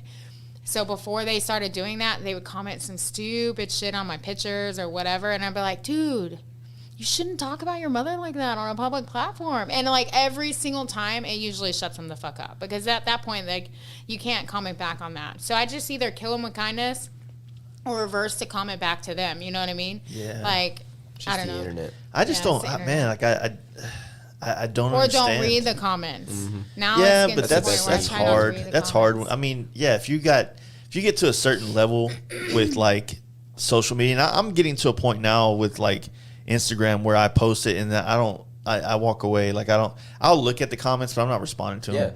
You know, because how many fucking dudes ask me what seat that was in Fender, and it's like tagged in the goddamn photo. Yeah. You know what All I you mean? gotta do is read a little bit. But the other thing is like, man, I don't think it's an appropriate place to have conversations anymore. It's an appropriate place to find inspiration. Yep. To you know, really that's it. You know, Post your shit up. post your stuff. If people find it interesting, cool. It's like the people that have the most to say have lived the least life. Exactly. They're You know what I'm They're saying? living the least life. Like they're Yeah. just fucking sitting at home behind a computer on their fucking phone. This is your contribution to humanity. Yeah. Like I'm out here doing this. Like we're all out here doing this, and they're sitting at home. The Henry Rollins deal. He goes, man, I'm selling the seeds of uncertainty, motherfucker. Like you chose the easy path, and now I have something to show for my life. Yep. And you know, not that they don't. Who knows? They might be fucking rich CEOs, but like, I'm not like that to anybody. Yeah. You know what I mean? Like, I'm not going to go on someone's page and go fucking cunt. Yeah. You call that a weld? Yeah. Yeah, but Brad. you know, and it's Brad. it's the people gonna be on Netflix soon. Yeah, it's the people though. It's the type of people like me. The way I grew up with two crackheads as fucking parents. I grew up on the streets. I was homeless as a teenager. I had my daughter as a teenager. Became a fucking stripper. Like, spent my entire life just fucking surviving. Like, I have every opportunity to be a bitch to everybody if I want to be. But I choose to live positively, because if I don't live positively, that fucking nightmare that I have ever lived is gonna haunt me forever. And so it's a choice you make. You have a choice to be a victim, or you can be a voice. And so a lot of these people that are fucking talking shit on the internet, they're just pissed off at themselves, their life, or whatever. The only thing is, if I would not be here right now talking to you on Netflix, doing any of the things that I'm doing, creating sculptures, whatever it is, I'm riding bikes, fucking standing up on Harleys, doing all the stupid shit I'm doing, if it wasn't for those redirections, you know, that I talk about. It's not failures, it's redirections. So if I hadn't have been redirected every single time in life where somebody has put me down or told me not to do it, or you're fucking stupid, stop, quit doing this, you're not worth it, blah, blah, blah. Every single fucking person I just use as motivation to get me exactly where I'm at right now. And that is why I'm here. So those people that are in the comments that are talking shit, if they would turn that negativity in something positive and use that in return to, if they use that effort, that amount of effort they put into that fucking comment and returned it to their own life, could you imagine how far they would be? And so I look at it that way. And it's not an excuse to be an asshole just because you went through some shit. Like, it's your choice to. It feels a lot better when you're more positive, when you know, and I go through my phases where I'm like not very approachable. Oh, we all do. Everybody does. You know, things like that, or I get very cunty. But I don't ever do it online. I'm more in person. Old school with that. Yeah. But at the same time, you know, like redirections, that's 100% it. You know, you really don't look at everything in life as failures at that point. You just look at it like, okay, like that angle didn't work. This one does. You know, it's all this cumulative experience of figuring out better ways to tackle projects and life and shit like that. Life is a piece of art. That's the way I look at it. Life is a piece of art, and we have no plans. We have no way of building it. We don't fucking know. It's just there. It's in our heads. We can see it. We see the future. We see it. How the fuck are we gonna get there? It's all about building the fucking sculpture, piece by piece. If it doesn't fucking work, what does that do? You have to change your direction to make it work. Because everything we do in life, when there's a will, there's a way. It doesn't matter how fucking hard it is to obtain. You could make it happen if you work hard enough and you fucking want it bad enough and you hustle hard enough. You know what I mean? So, like, it's like building art. Sometimes it works. Sometimes it doesn't. Sometimes you have to fucking scratch it and completely start over.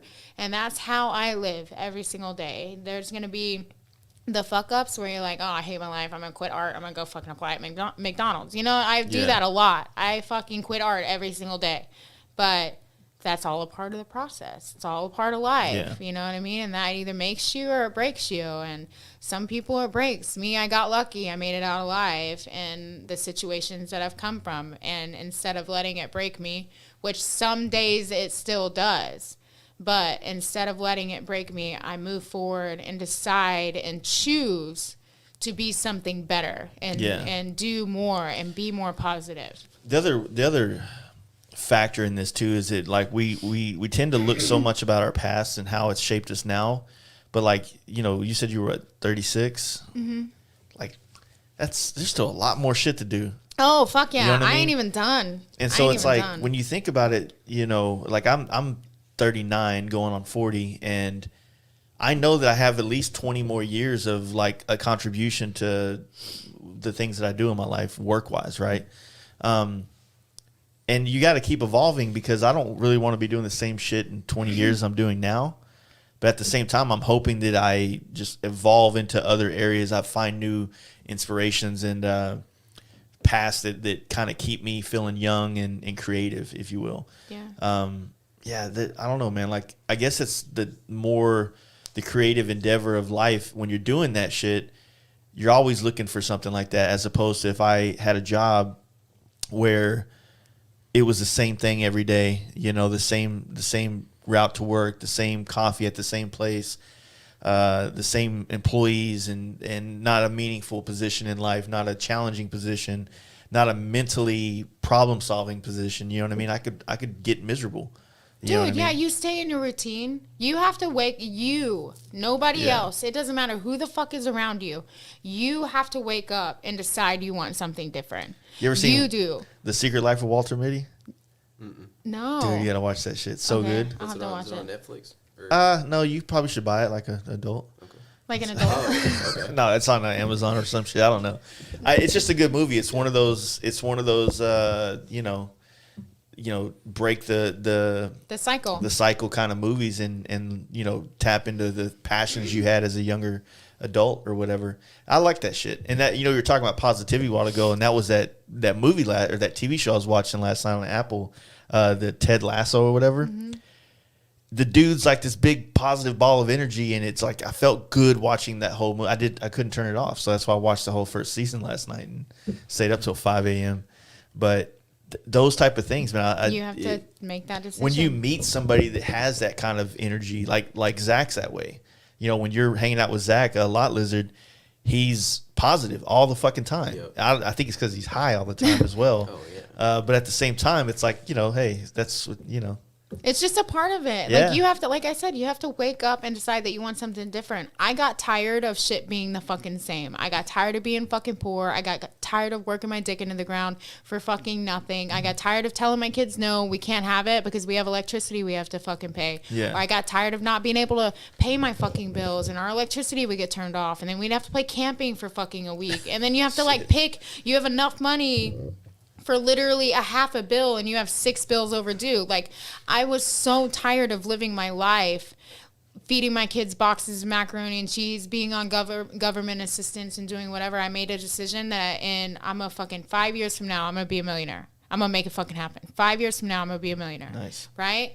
Fucking year 1 sucked. Year 2 fucking sucked. Year 3 got a little bit better. And now I'm fixing to hit year 4, and I guarantee you I'll be a millionaire before I'm year 5. Nice. And it's just because I woke up and I decided I wanted something different. And if every fucking person on this planet would stop worrying about what the fuck is going on bad in this world, fucking wake up and make a difference in your own life, there would be no war, there would be no hate. Everybody would be doing their own fucking thing. Everybody would be cheering each other on because we're all fucking thriving. We're all living. But people just get stuck in this place, in this headspace where they're like, oh, fuck everybody that's doing better than me. Well, if you want something fucking different, get the fuck up and do something about it, If people would do that and just I think you got to get to the point where you've been broke so many fucking times. Like, not just broke money, like literally broken Lost. to the fucking point where you just, all you have left is, I guess what could fuck up if I try it? You know what I mean? So you have to get to the point where you've been broke so many fucking times and beaten down and just the lowest of the low, fucking below rock bottom, below rock bottom, to get up and decide you want something different. So if you're hitting that spot and you make that decision to do something different, it could go both ways. Somebody makes that decision to go, do something better with their life, or they stay there. And those people that comment and those people that are assholes and those people that are fucking talking shit about what you're doing with life, they're there. They're still down there. Mm-hmm. And they're always going to be there until they make that change, until they wake up and decide that they want something different. Welcome to my TED Talk. Fuck. All in one breath. That was a good one. Yeah, she didn't stop. No, it's just true. It just pisses me off because so many people lose. There's so much potential out there for so many people, and so many people give up on their careers. So many people give up on themselves, on their spouses, on their lives, on their families, and never, they look back, they're dead, they're dying, and they're fucking looking back at their life. Man, I wish I would have done something different. No. Not me. Yeah. No, fuck that. I'm gonna full send in everything I do. I don't give a shit if it makes me look like a jackass. I don't care if I fucking fail. I don't care if I fall. I don't care if I fuck myself up. I really don't care. I want to go down in this life as a fucking legend. When people speak at my funeral, they're gonna say that bitch fucking was into everything. Like, she did everything. You know what I mean? Like, I want people Do you think about that a lot, like your legacy or that kind of thing? Not so much in an arrogant kind of way, but it's like something that people I feel like are scared to talk about. But like I want to leave. I want my name to be remembered in a sense in the fields in which I applied it. You know what I mean? I think with art, I see what you're talking about. Yeah, like I mean, I see people. I think. I don't want to be famous. No, I don't want to be famous. I do want the things that I create to carry on past my life. Okay, so like I'm going to explain something. So when I say I want to be a millionaire in 5 years, it's not about the money. It's about what I give my kids. Like I want to give my kids the life that like we struggled together as a unit to get to this point. I don't ever want them to ever have to worry about that. Like if Chloe gets herself into a relationship and she's, you know, she has to fucking have a safe place. She always has a safe place. She always has money. She always has whatever to fall back on. I don't really give a shit about any of that other stuff. Yeah. I don't care about the fame. I don't care about any of that. I care about taking care of them because Chloe doesn't have nobody. She's got me. She's got Josh, but she's got me. And if he leaves, she really doesn't have anybody if like I'm not there, you know? So I have to leave her. I'm leaving her this empire so she'll have it. But it's not about that for me. It's about that for them. Now for me, when people see my art after I'm gone and I'm dead and fucking dust in the wind, I want somebody to look at it and see hope. Or I want somebody to look at it and like, even though I've secretly kind of struggled in my entire life to try to find a way to feel loved, I want people to look at it and be like, damn, I would have loved her. You know what I mean? I would have loved what she done. Look at what the fuck she did out of where she came. She can do it. I can fucking do it. That's what legacy I want to leave behind. It's not the money. It's not the fame. It's not that everybody knows who Ray Ripple is. It's that even if nobody knows who the fuck I am, they see a monument or a piece of art or sculpture, a pair of wings or something that I did and just be like, man, I would have loved her. Yeah. And then take that and apply it into their own life and be something better for themselves because everybody deserves to, you know, have that chance. I agree. The motivation side of like what I've had a part in for some people with motorcycles and traveling and breaking up their cycles in a sense. I find that's some of the most prideful things that I have been a part of for people, as opposed to the individual. Like when you make a helmet for one person, you have a relationship with them in a sense where you're taking like the one that we have for you on schedule. Like you're making something for them very specifically and intimately, right? Yep. Versus when you can inspire a group of people or a mass of people to try something that maybe you figured out some of the angles. You didn't figure out the whole fucking game, but you figured out a couple things that worked for you, that maybe they can take that path and find the same fucking passion or the same, you know, maybe it's the spark that changes their look at things and they figure out the shit. You know, it's that whole thing like, you want to maybe be the one that inspires the person that really changes the world. You know what I'm saying? And it's also, too, like how we treat people. Yeah. Like people that have a following that have become successful or they're doing, you know, all these different things in their life. The newcomers that are coming in that want the advice, they're looking up to you to get their own self started and get their own life started and their own destiny started. Like the way the way you come off too, like the term I've heard, never meet your heroes. I will never ever be that person. Like when people come to me and tell me I'm their hero, like I want people to know like I'm just like you. Yeah. Like we're the same. I'm not any better than you. I'm not any less than you. We're the same. No matter where I'm at in life, wherever you are in life, we're on the same level. We're doing the same shit. We're just trying to live every single day. And so how you treat people too really, really matters. It doesn't matter if it's like just one wrong thing, one wrong word, one wrong sentence can affect that person's life for forever. And like how we treat people in that, and people that are trying to find their groove and find their path too also matters. Do you ever think about like if you were like to just be fucking stupid rich, you know, like some Zuckerberg or Bezos type shit?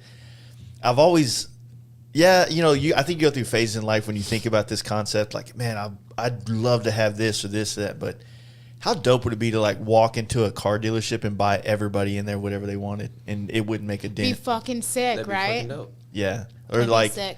just the amount of, you know, unfortunately, money doesn't solve things, but it does help things. Yeah. You It know, does. we Of all course. can look at that, but. Yeah.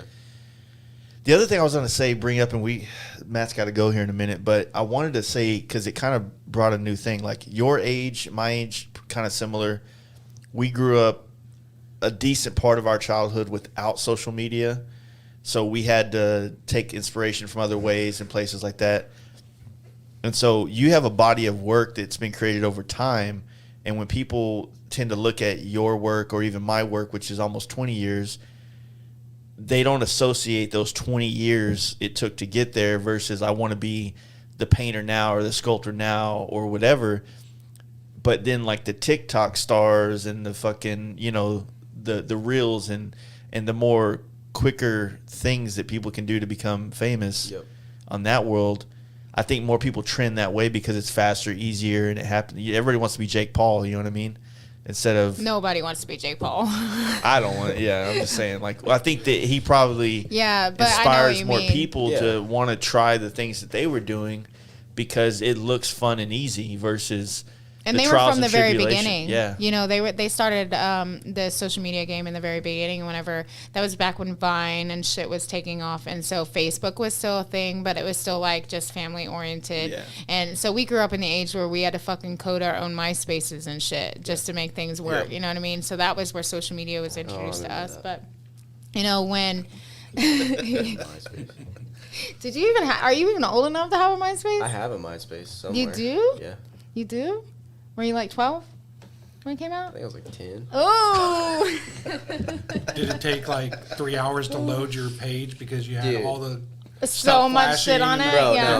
no. My house was out in the country, so we had fucking dial-up, bro. You click that connect button and it beep, beep, beep, boop, boop, boop, boop, beep, and you watch the thing do the thing, and I only And your get mom had to messaging. come in there, get off the internet so You're that going way I back. can make a phone call. Yeah, can you turn that damn messenger off so I can do a damn phone call? Oh, AOL Messenger? Oh, Yes. fuck. Oh, my God. That was the shit back then. AOL chat rooms, man. Oh my god. Yeah. Anyway, The so worst. before social media, Yeah. yeah, it's just like a lot of, you got to put in the work. Like, I know sometimes it's easier to just get on TikTok and just create some dances and, like, try to get famous, but you got to put in the work. Like, without the work, there's no appreciation in it, too. You know what I mean? Like, I think, Yeah. like, I've noticed a trend in people that, like us, like, they started out with nothing, and so that drive to always do better is there because they started out with nothing. And so I think that affects a lot of these kids today. Like, even like my kids, like, fuck, trying to get them to do anything is like pulling their fucking teeth out, you know? And it's because they're so used to mom's got it, mom's got it, mom's got it. Versus when I grew up, no, I had to fend for myself. I had to fix that shit for myself, you know, Yeah. everything myself. But like, if Chloe's fucking tire blows out, she calls me, Mom, my tire's flat. Will you come and change it? Like, you know, it's a no work generation. And I've noticed that versus our generation where we were taught from the older generation, if you don't fucking work your ass off, you're not going to get anywhere. Yeah. So, yeah. And that's where it becomes complicated because even like this podcast I just did the other day with FXR Mike, you know, that was kind of the topic is how much is enough. And, you know, I think that all kind of depends on the person and what their goals are in life, whether or not you want to slave at this job for 30 years or if you want to, you know, do whatever. But I've never seen anybody that has a work ethic struggle in life. Yeah. You know Oh, what I mean? yeah. That's what I'm saying. If You don't have a to. work ethic, you're fucked. You have to wake up Yeah. and want different. You have to wake up and want different. Otherwise, you'll never, ever get where you want to be. Nobody's going to fucking hand that shit to you. You have to wake up and fucking be so hungry and so tired and so broken to just fucking take it. That's what Yeah. you got to do. Take it. I agree. Well, old Matty Poo's got to roll. Yeah, I mean, we can do a couple minutes, but yeah. You're good. Yeah, Oh, that's all good. Well, hey, I really do appreciate you guys doing this. We got to do some Thank more. you for having us. We're only we're- like 3 hours from you. Yeah, Yeah. we'll be back. That way, like, I'm not staying up till 5 a.m. the night before, and you know, and then telling you guys to get here early, and then I'm literally jumping in the shower whenever you're 5 minutes away, kind of thing. Yeah, and you need to finish watching the show. Dude, I was trying. So I put it on, and I watched the first 3 episodes, and then I usually watch it when I work up here, but I've been sanding for like the last week and a half. Yeah. So I haven't been up here doing any kind of art-based stuff in a while. So that's my excuse, and I'm sticking with it. So. But yeah, I'm looking forward to finishing it. You'll like. So spoiler alert for anybody who hasn't watched Metal Shop Masters yet on Netflix, which you should. But I made it all the way to semifinals, so I made it all the way to the end, which is pretty cool. The sculpture that I left on was probably the hardest fucking thing I've ever done in my life. Yeah. And restarted it twice. I think, twice. And we had 10 hours to build it. And so when you see it, like, even just watching it on TV, like, when I did it, I was like, it was kind of mediocre. And then I see it on TV, and I'm like, fuck, I did that? That's fucking crazy. That's wild. Yeah, it's pretty fucking cool. Yeah, so that's my favorite episode, so you'll have to... Yeah, I'm going to check it out for sure. Well, your Instagram is... JBailey343. I need to come up with something Yeah, better than that. yeah, we need to work on Anybody that. got any I don't want to change it suggestions? because I'm getting followers. Anybody got any suggestions? You can still Josh change is it. looking to change his name. Well, I'll change it I'll change it on the way home. How's that? West we'll Texas come up- Wheelies. We'll come up. Ooh, What did you see? say? West Texas Wheelies. Oh. I don't know if I You want can do a like a country woman- bumpkin or not. You know what I'm saying? You do like We're a from woman, Texas. We're hillbillies already. a Wonder Woman logo, but it's like the W and then TW or some Ooh, shit. that's pretty smart. I don't know. You'll I figure gotta it come out. up with something. It's like when people just don't do Glide or FXDL. Like, be original. And I don't bro. want to do like stunts after it. Yeah. Because there's a lot of those. Everybody has those. Bailey yeah. stunts is too. And I can't It's even not stunt bad. that good. It's not that bad of a name What? though. Oh my God! Whatever. We're ending You this. need to give yourself more credit. He's All like, right. we're ending this right now. All right, thanks guys. I appreciate it. Bye. Yeah.